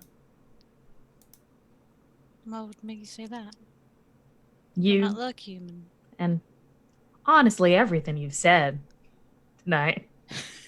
You can also identify a paper's provenance by its taste. I'm very well versed in the different types of paper. There's no shame in not being a human. I mean, I dabble in magic, as you well know. I'm not You here do? to judge. Oh, I know. Shock and horror. She knew about magical properties. Why wouldn't she dabble in magic if she knew about that? I was just feigning surprise. Exactly, darling. Oh. See, and then you call me confusing. See, I don't even know where I stand right now. All Well, I right. do. We're standing in the study of the Contessa's Villa, but Well, we know you're not Fae because you were licking iron, but, you know, gotta keep an eye on you. of course, she just pushes her sunglasses back up. Also, darling, if you wanted to hide your non-human lineage, wearing the sunglasses at night inside the building doesn't really work. The light hurts my eyes. That's a good way to put it. Would it help if we turned the lamp candle? down? Turn the lamp Yeah, up, we can lamp turn the. up. We can make the room completely dark. I'm fine with that. I just, if I may interject, as a human in the group, I do not possess low light vision. If you turn off the lights, I, as a human, will not see shit. I'm perfectly either. human. I wasn't gonna turn him off. I was gonna turn him down. I was making a D&D joke, but yes. Oh, Yes. Elaborate joke. But D&D, what is that? I heard it's some sort of, a game or thing that they like to play So- involving dragons. and You're saying- caverns. Caverns? well, yes, don't all And dragons live in caverns?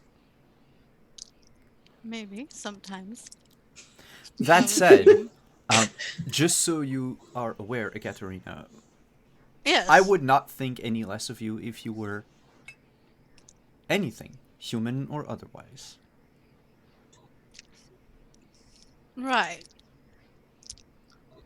I do believe that the Contessa invited us over to her villa because she secretly is a vampire, and I'm fine with that.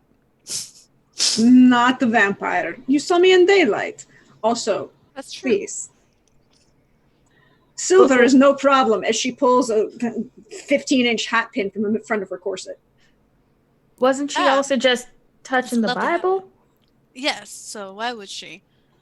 Well, I Use guess it your depends on your sense, definition of Professor. holy. I don't consider the Bible to be a holy object, but that's... Think about it, Professor. She has an aversion to iron.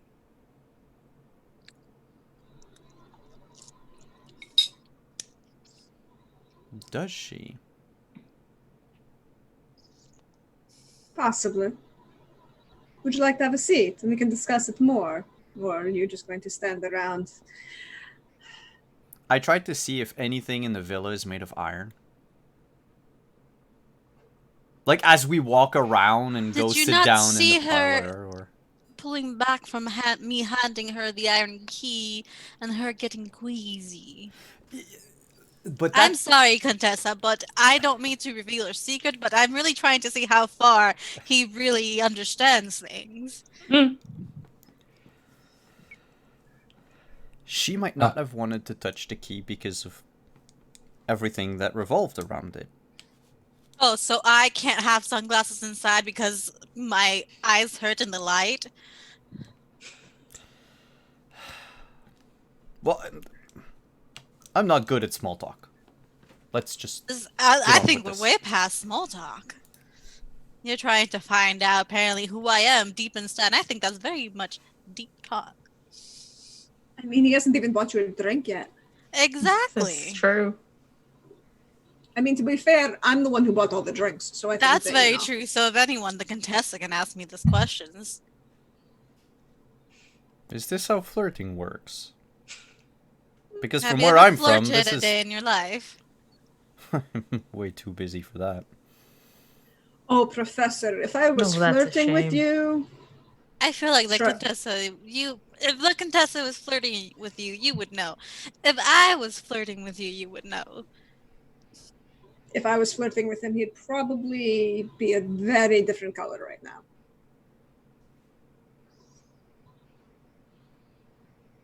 Well, evidently, we should talk about the key and the riddle. Well, there's the very nice formal text as she kind of flounces into one of the like leather chairs that's kind of set up in the middle of the like study reading room. And then there's the less formal reading copy. Which one would you like to take? Oh, I would like to see the illustrated manuscript. It is very nice.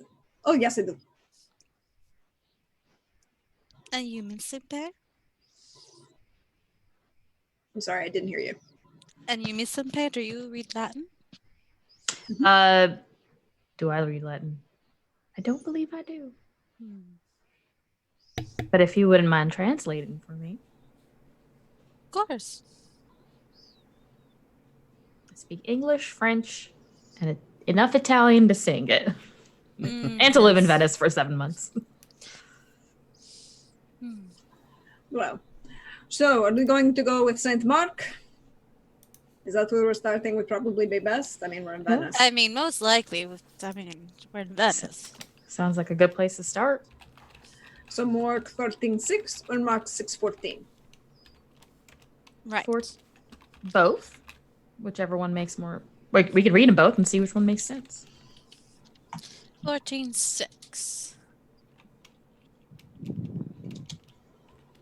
Leave her alone, said Jesus. Why are you bothering her? She has done a beautiful thing to me. I don't somehow think that this is relevant.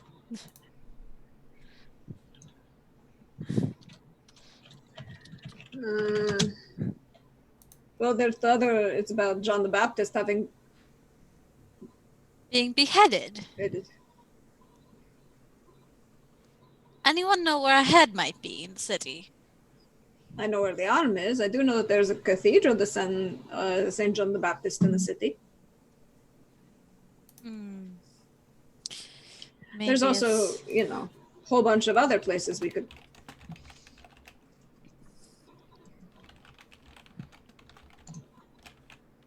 But the question becomes, if we look at the cathedral for the sun,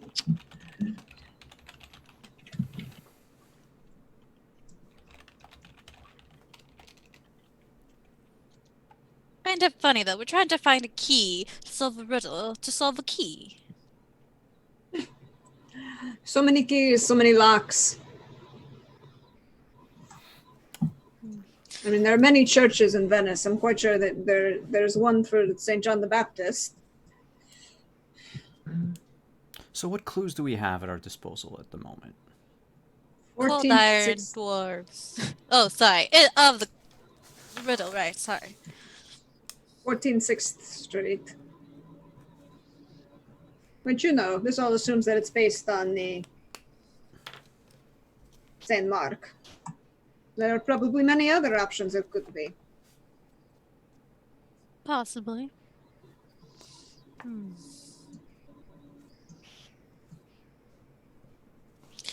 Would you happen to have some very lovely hibiscus iced tea?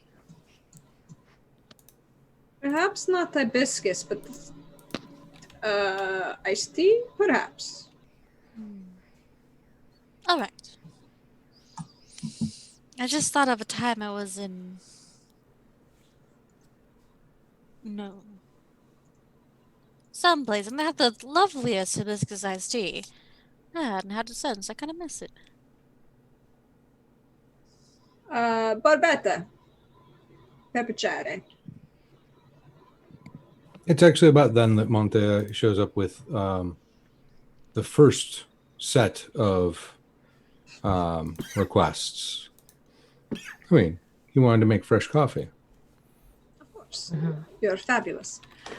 And then the question becomes, our dear friend Ekaterina has a craving for some iced tea of the hibiscus variety. I do not know, but do we have any floral teas?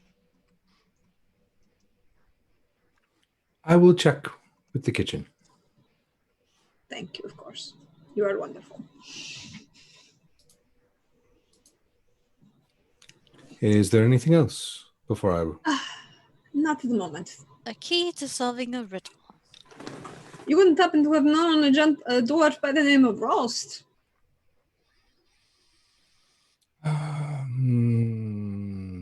I cannot say that I have ever met a dwarven gentleman by the name of Rolst. It was worth a shot. But Rolst sort of sounds Austrian. Oh, He good. turns around and walks out. I refuse to go to that cafe. Also, I think they might be slightly upset with me if I went to that cafe. Why? What cafe? What happened? Oh, it's not the cafe so much as the people who attend there. They're all, the Austrians. So of course you know everything, of course, about the issues between the Italians and the Austrians, and How long ago did that start? a good couple hundred years. But it's more recent. It's a little bit more violent. I think I missed that. It's okay if you did. I too have only heard of it, but I wasn't in Venice until quite recently, so I haven't had much experience with it. That's fine. The Habsburgs want everything that isn't nailed down almost as much as the Prussians do. That's why they're getting along so well, apparently. Yeah, well, Prussians have always been a little feisty. That's one way to put it. But, the last time I was in Vienna, I had a very, very pleasant engagement with a duke in Vienna. It was a very nice time. And then I had a very pleasant time. The Count didn't have let me rephrase that. The Viscount who I dealt with in Vienna didn't have quite a nice time. His loss. I heard he had a heart attack and died.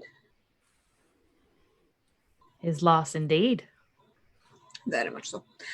But the Austrians are, putting themselves out in the middle of Venice, and they take great pride in trying to encourage about how they're going to take over the city and that everything should belong to Austria, and the Venetians and the Italians are like, why would we want to belong to Austria? They're always so angry. Yeah. Well, hopefully, this Ross person will not be that way. Seeing as we might have some trouble finding them at all. Hmm. But as to that front, Saint John the Baptist. Yes. Are there any statues in town? Or There's a large percentage, there's plenty of statues to St. John the Baptist. Depends which church you're looking at. But if we're talking about someone in particular, I don't know if in this case we should go with something the most obvious or something a little more difficult to find. After all, you think if this person's designed a riddle, they do want someone to find them at some point if they work hard enough. Or else why design a riddle at all? True. to prove, unless they're trying to prove their superiority and therefore prevent anyone from coming. But, that's just because I've encountered a bunch of people who are like that in my time. Sounds But tedious. dwarves. You sound like you have quite a few interesting stories to tell. So many. Well, But I'm quite sure if I told a few of them, it would make the good professor over there blush. Oh, please. I am not a prude, if that's what you're hinting at.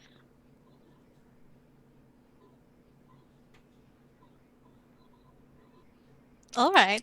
Well, that is anywho. certainly good to know. So I suppose what are the most obvious references to John the Baptist? The cathedral? The cathedral. Church? Statue. There's too many statues. The painter named for him. I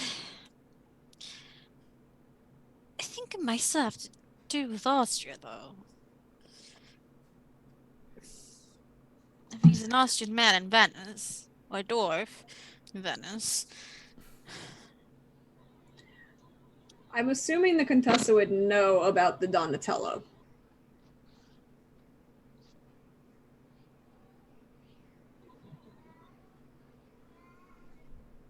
Yeah, I don't see why not.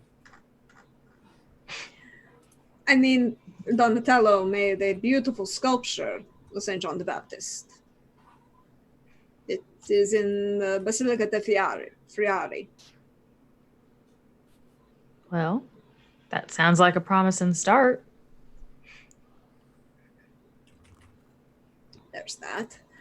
And then, of course, if we were thinking Austrian, there's Gran Cafe Quadri, but someone else is going to talk to them. It will not be me. Although it depends. If Duke is there, then I might actually talk to people, but not other people. So. Well, if I do have to go at some point, at least try to track my friends at the theater down to see if they have any more information up their sleeves. I doubt it, but it's worth a try. Perhaps that route, the cafe, and the church.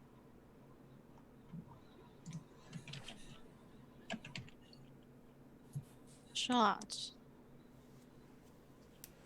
I mean, it's closer to the university than anywhere else. Mm-hmm. Want to make a nice visit in the morning.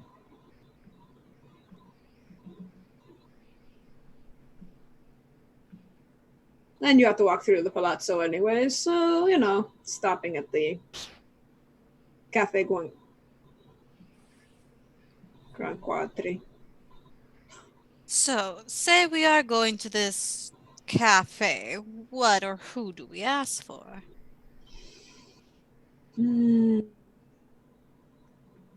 Well, the Austrians kind of take over, and they're just kind of sitting out there. You can tell them because their uniforms are not anywhere near as stylish as the Italians. Also, all the German.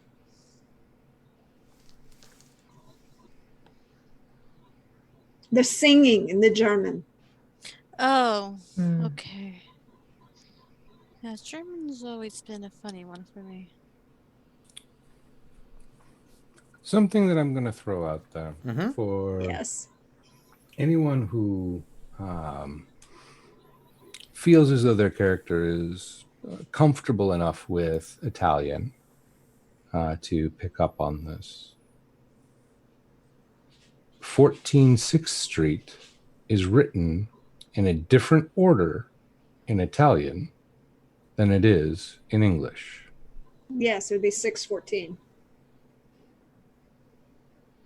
And Where would the street come? It would be via Sece. so it'd be Street 614. 14. Basically the opposite. Yeah. So it probably wouldn't be the St. John the Baptist. Well, what was 614 again? I closed the tab. Mark 614. 614 is John the Baptist. Okay.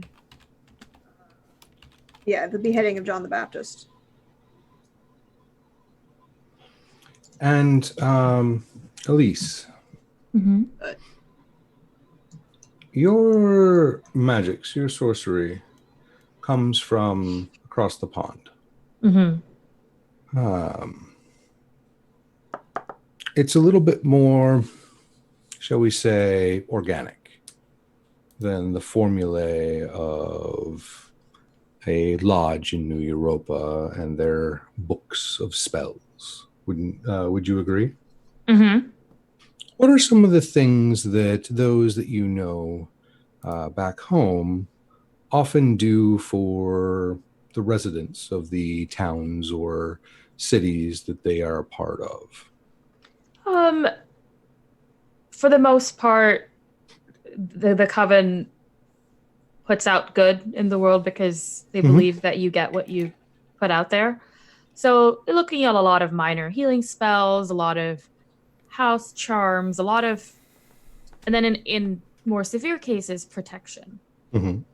But very rarely anything destructive unless pushed to that position. But in terms of the community, it's all helpful things. And given the country's history with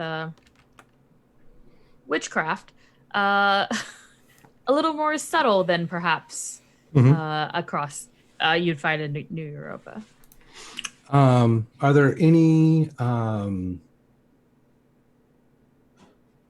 prognostications or fortune telling of sorts that you and yours may do at festivals or things of that nature?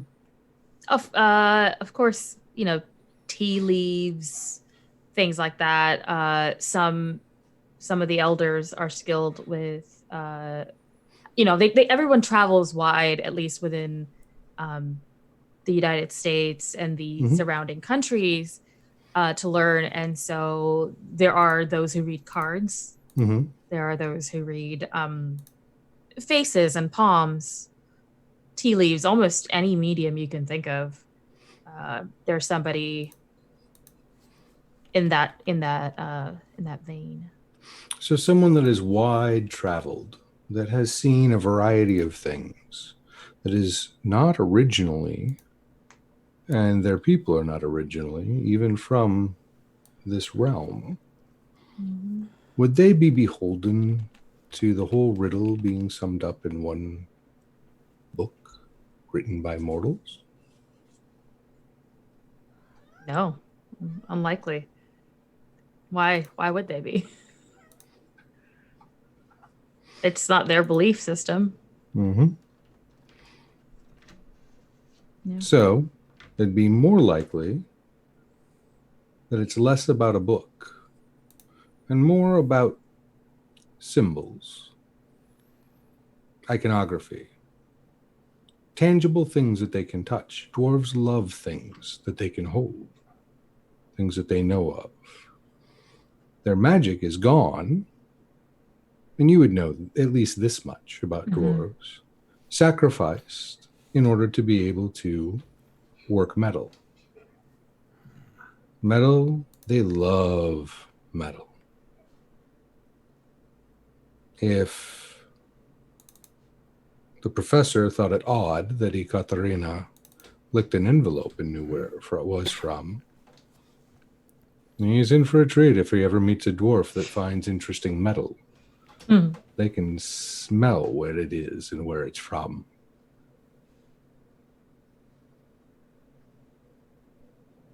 Or so the rumors say. However, there's probably something there that has to do with symbols or icons. Much more than words. Unless, of course, there are more words involved in this whole puzzle, and there are more pieces scattered amongst the party. Yeah. I share my thoughts with the group. Keeping in mind that this was a riddle made by a dwarf and shared with me by dwarves, I do suppose it makes sense to think outside the human realm, as per our earlier discussions about there's so much more than human out here. All true.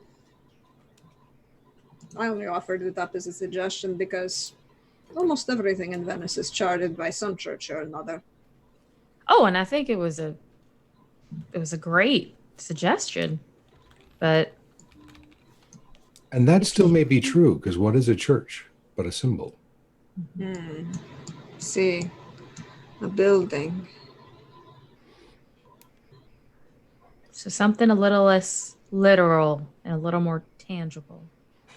Well, I mean, the only other buildings that are tangible, and I mean, everybody has a church. There's the Basilica itself. There's the Doge's Palace. There's every church on every corner, in every parish. Would a church be of any interest to a dwarf? The Basilica might. What would feature metalwork interesting enough for a dwarf? The Basilica and those 4 horses on the roof who are cast in bronze and were cast by the Romans as a single piece. The Basilica. It's also geometrically designed as a building. There's the Ponte Rialto. And if you're talking about Austrians, well, the Grand Café Quadri is in the St. Mark's Basilica Square.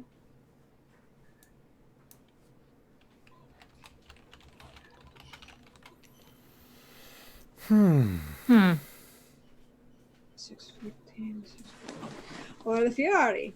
But that would be, the statue by Donatello. But I don't know if he would be interested in that as much. I think a dwarf could tell where this key was made, or where it came from. Probably. I thought that's why we were looking for Rost. But do we know of a dwarf? No, Well, two. at least he knows two. I know the two that told wasn't- me about. Okay, I wasn't sure if that was said out in game or out of character earlier. Oh, apologies. No, that's yes, okay. Brick and my Swizzle? friends at the theater, with the delightful names. What is it? Brooks and Swizzle. Very entertaining dwarves. Wonderful. Entirely magical hands backstage. One of them is fond of drink and stories and makes for wonderful companions for an evening out. They are the ones who told me about Rolst von Grippen. Van Grippen. And as I mentioned, they are known for embellishing their story sometimes. So it could very well be that this Rolst character knows nothing of these things we think they might. But No. it seems like a promising lead, given that we have what seems like cold iron, Mhm. which is Very much. Yeah. So why don't we go to bed, wake up refreshed, and go pay your friends a visit? Ekaterina, what is the Yes. 14th element on the periodic table? 14th element on the periodic table is. I'll tell you in a moment. You were mentioning the periodic table, so I was curious. 14th element. 14th element. Carbon? No. Do I know how to read a periodic table? Oh. I'm looking. Atomic weight 14. Be silicon. Yeah, it'd be Yeah. silicon. Yeah, it'd be okay. silicon. Yeah, that's what I was looking at, but it's SI Silicon and C. carbon. Yeah, silicon be and si- carbon. Or CSI. I was just wondering if there was some cool metal in there that would be. Yeah, no. Yeah. I looked it up earlier and it was just silicon and carbon.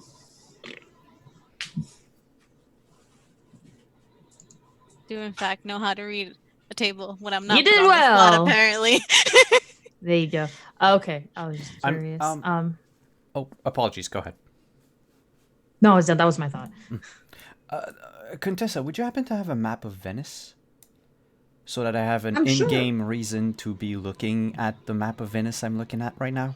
Of course. Here, would you like this one? And she gets up and puts one out in the middle of on the desk, you know. Thank you, There you go. Contessa. Mhm. Why are all the brothels in Venice circled on this map? I came up wouldn't know with the no- brothels in Venice be circled on Just a map. kidding. I'm specifically looking... Not the place I really need to visit. I'm specifically looking for something. I'm looking for any place that would be like San something. Okay. That would begin like San T. So right now I have San Toma, San Trovaso. I don't know if there are any other places like that. I'm trying to find out. I'm just letting you know this is what I'm doing, like in game and out of game. I'm doing a lot of Google foo right now. But San Trovaso is a church. Okay. But it's ST, and then 614 could probably be a time of day. Show up there at 614. Yeah, it's more about objects, tangible things, not things necessarily having to do with religion and beliefs that are not a dwarves. No, but could it be a building? The building called ST. I mean, wouldn't there be many buildings called SG here? For Saint. Yes. There are so many saints. But that So many. the saint's name has Yes. to begin with a T. There's the Cesare de San Teodoro, which is directly behind the Basilica de San Marco. That's just one. There's like 16, Too many saints. as I said. It is Venice. Watch the ST not even be Saint. Probably not. It's probably not. Once again, we're talking about. I can see it in Chris's face. He's just smiling. Well, It comes. we're talking about dwarves in the end, unless there's a reason for a religious symbol to be of metallurgy interest. Or the building itself, and like architecturally speaking, the most interesting buildings are going to be St. Mark's Basilica, the Doge's Palace, the Basilica de Ferrari. But it might also be an object, like something you can carry with you. Here's the thing. But It might remem- be many things. That's I feel like But, yeah. we're missing clues. Yeah. we're Yes, we missing are. the key. Is Yeah. what we're missing. Well, and this lead with the address is how to find Rolst. So in terms of hopefully that means if we solve this riddle, we get to a location to meet him. Yes. But we could also go to your dwarven friends, ask about the riddle, and also ask them about the key. Yes. We can do both of those things tomorrow for sure. While you do that, I have a lecture to give tomorrow, though. So if you would excuse me, I might not be able to accompany you. What time is your lecture? Noon. Right. Yes, Yes? noon. It's a 6-hour lecture. Oh, 6 hours. There's a break in... There's at least 2. Nobody does anything between the hours of 2:30 and 5. Well, they listen to me. They sleep. Welcome to Italy. There's lots of exhibits to look at. 6 Lots of hours. artifacts. That's longer than Wagner. So much Wagner. I don't know, I just gave 6 hours. Why? Well, I figured if you invite a professor over from, like, outer sea, you're not necessarily going to invite them for a, 3-hour lecture. You might invite them for a 3-hour lecture more than once. But you were also brought in to do a series of lectures. Oh, my bad. Yeah, it's 3 hours. That's what you get for improving. Now 3 hours is much easier. At this point, Ekaterina is sitting upside down on a sofa or a chair and just turning the little torch on and off. She's already bored.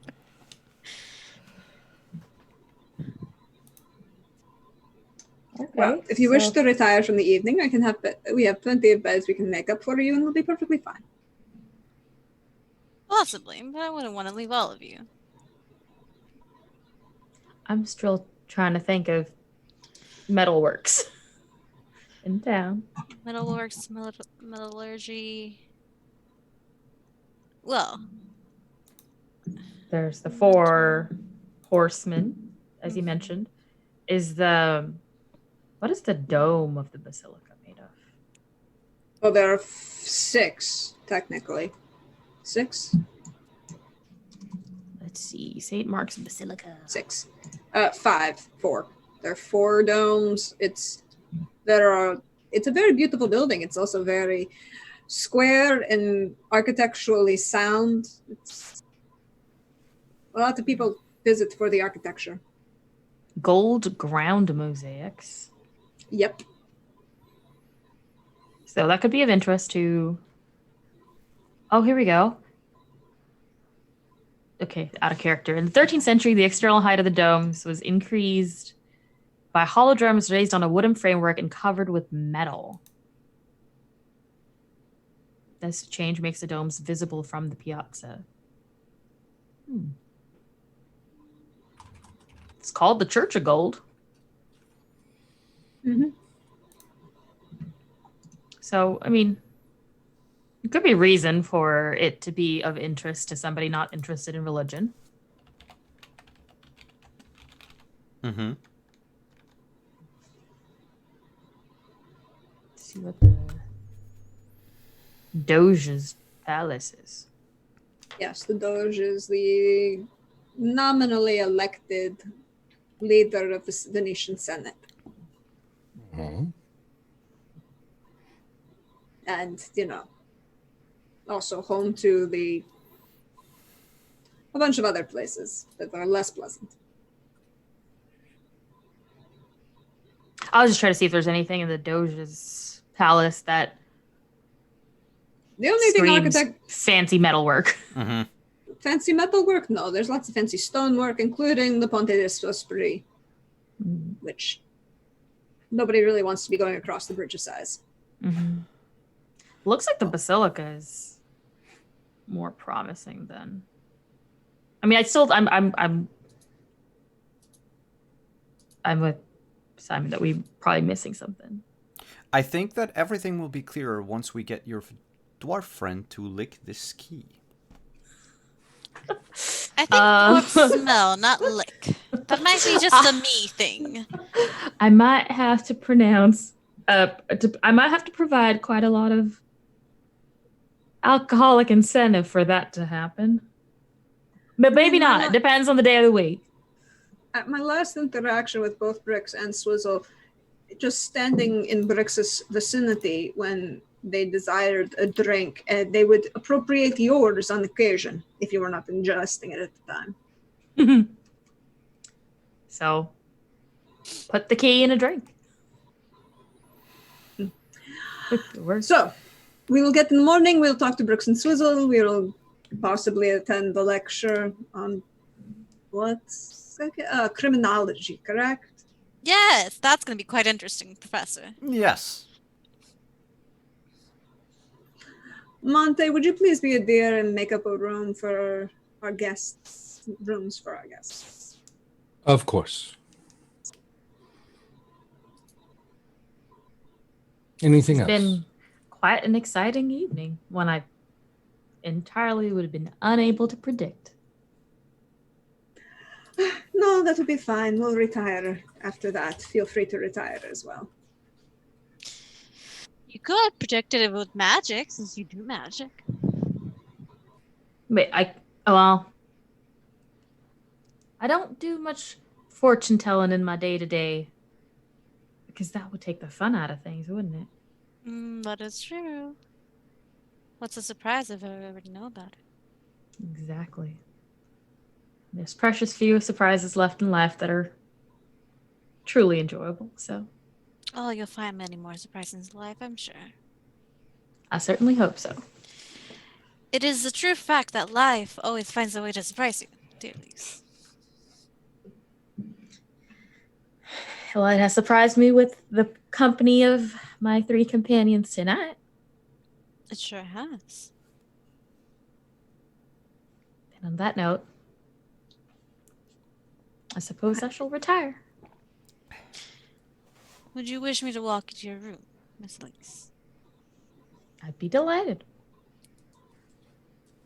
She flips herself on the couch, puts her torch away, and straightens her jacket out, puts her arm out. All right, she's in pants, isn't she? Yeah, she's in pants. Yeah, love it. She's in pantsuit. Mm-hmm. Put her arm out for her to take. Oh yeah, Elise will take the arm and they'll walk out. I have no idea where your room is, but I'm sure we'll find it. Yeah, or we'll get lost exploring. One can only hope. I think as they leave, Edwin looks to the Contessa and says, That was flirting. You can't be as clueless as you're pretending. Trust me, I know gentlemen who are that clueless. I know that gentleman intimately. You're not playing it as good as you think you are, though. Fine, then. Where's my room? So which leads... Monte will show you to the room. But now I have so many questions about why you pretend to be something you're not. You are an intriguing puzzle, Professor. That's what I aim to be. A puzzle?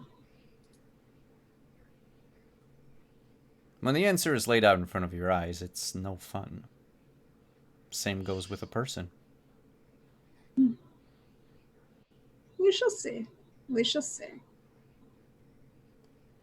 Now, if you will excuse me, Contessa, I have sleep to catch. Have a pleasant evening, Professor. To you as well. Buonasera, buonasera, Professore. Buonasera. And she would let everyone else leave and then just close the door into the study and just kind of sit around there and contemplate things. Mm-hmm. And what kinds of things?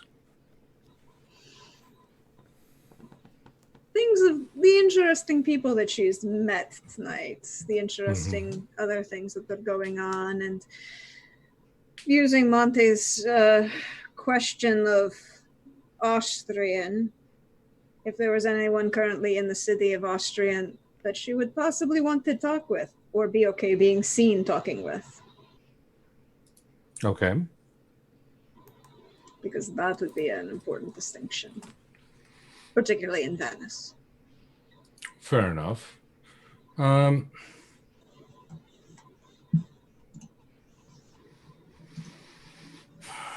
No, honestly, no one comes to mind at this moment. Yeah. Not that you would want to be seen with in particular. There's a few people you could probably reach out to if you really wanted. But through probably intermediaries more than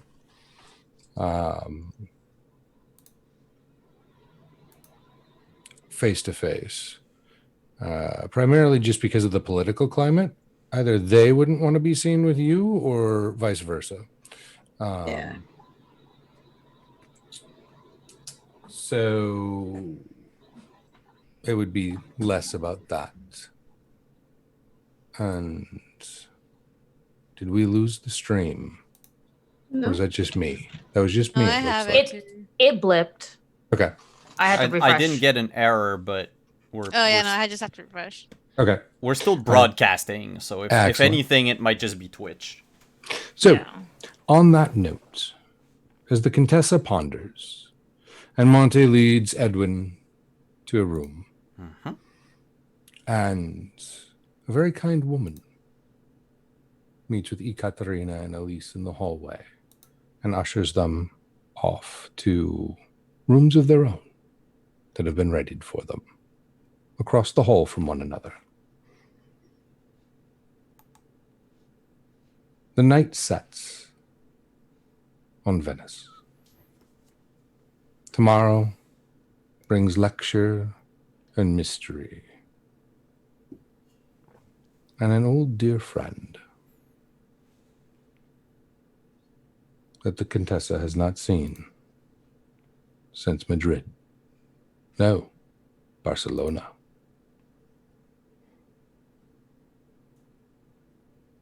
Until next time, viewers, when we reprise our adventures in Castle Falkenstein. Take it away, Simon. Thank you. Thank you so much, everyone, for tuning in tonight. Thank you for all the donations, the follows, the resubs, everything. It's greatly appreciated. Thank you to all of you watching on YouTube. We always love to know that we have fans on the other platform. If you love this series, if you like the episodes, comment down below on them. I do something that I shouldn't, and I read all the comments. So it's always nice to hear good things about the shows that we produce. That said, I also want to thank all of our sponsors, Art Alsorian, Machen Press, Found Familiar, our partners, Level Up Dice, of course, Roll20. Thank you so much to all of you, and thank you to all of you players, and Chris for coming tonight. And let's go around the table, shout out any projects, anything that you need to shout out, where we can find you. Players, you can post links in chat, so if you want to link to your Twitter, to your stream, to whatever, feel free, go right ahead. We'll do the same order as we did the presentations earlier, so we'll start with Adriana. Hi, everyone. My name's Adriana, and I'm playing Ekaterina here every Monday night with these lovely, lovely people. You can also find me on Twitter at AlyssaVamp. I'll post that link in a second because I wasn't prepared. But I also play in a lot of different games and a lot of different streams. If you want to see me in another game, my main channel that I play in, it's Plot Hunters over on Saturday nights at 8 o'clock EST. We're an all LGBTQ and all POC cast. We're currently going through Tyranny of Dragons, where I play my buff barbarian Babelina. I also am usually under the DM seat over at the Hype Goblin, where I take my friends through a very improv-y homebrew world, loosely D&D. But this week we'll be having 2 guest DMs, so I get to play with my friends.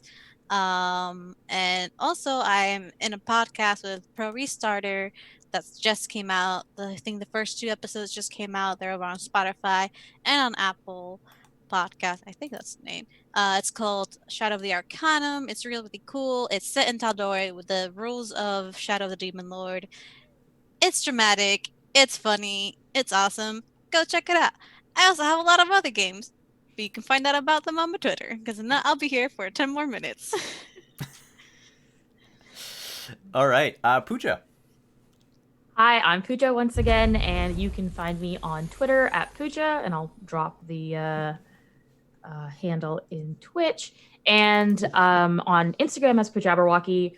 I am currently working on creating a character for a new vampire tabletop game where we're going to be playing Constantinople by Night, and that's going to premiere on the Mana Pot Studios Twitch channel on the Friday of Gen Con. And I will also be doing other shorter runs, 6 to 8 week arc shows from all sorts of different fandoms and different systems from time to time on a show called Flights of Fandom, also on the Manapod channel. But until then, you can find me here every Monday with these lovely, lovely humans and other fae beings, I don't know. And I'll be here next week. Chris. We'll do Chris and then Deirdre. Hi, everyone. I'm Chris Geary. You can find me on Twitter at Chris Geary. That's at KRISGIERE. You can find me here on Monday nights as the host of Adventures in Castle Falkenstein, and on Fridays as I play my role of Dr. Frost, aka Mr. White, in Cyberpunk Red. I'm also working with a large group of wonderful people on Omen's Rising. Some of that writing is underway. The lore is building, and we'll be able to announce some things hopefully soon in the next month or so. So look for that coming up. All right, that's me. And Deirdre. Oh, hey, all. You know me. I'm at Deirdre Dublin on Twitter, or Praxagoth as Meaphoria as you see me around on Twitch. You know me. I say that. And tomorrow, over on my channel at 11 a.m. Eastern, we're going to continue our recitations and digressions, where we're looking at classical literature and just talking about random stuff that comes up. Everything from bread-tipped spears to flaming eyeballs in the Aeneid, because that was apparently a translation choice that was made. We're working through Ovid's Metamorphoses right now. So that's going to be we're going to pick that up with book 2 tomorrow. You can also find me on Wednesday. Instead of on my channel, we're going to be doing a special event. Me and my dear friend, Trooper SJP, Academic Foxhole on Twitter, we're going to be nerdy academics on, and we invite you to join us in colloquium at the salon. You have to bring your own hot chocolate, y'all. But other than that, and Wednesday night, I'm over on Laugh Love Lindy's channel as we have a new home for Witcher Family of Wraiths, and we get back to the cliffhanger, literally, that we are in the middle of at the edge of a cliff with 4 Witchers, a sorceress, an elf healer, 13 extra elves, a random scholar, and a bunch of people who look like Nilfgaardian soldiers pushing us off the edge of a cliff. I'm sure everything will be fine. And then Thursday, I'm going to be back here. And after that, Simon gets to tell everything. So check my Twitter because that's where I'm going to be. All the wonderful people I get to hang out with, all the wonderful stories we get to tell, all the games that I write, and, fun times. Check it out. And I am Simon at Wandering DM. You can find us again on Thursday. Yeah, I was counting in my head, and I thought for a second we were next week. That's why. You can find us on Thursday for the premiere of Season 2 of our Dragon Age campaign. The Thirsty crew will be reunited on the other side of the magic mirrors with the introduction of a new player and new faces. You can also find us on Friday for some Cyberpunk Red, and on maybe Saturday. Did you confirm it? Okay, so if schedule allows, there will be a special stream on Saturday. Probably not on this channel. Maybe on this channel. I don't know. But I'll tweet about it, that's for sure. And next week, we are hosting a bunch of Art Talsorian panels for Gen Con Online. I was frantically trying to find the tweet earlier. Let me tell you what we're doing. It's going to be 3 panels on Friday and Saturday. We are going to host... Oh.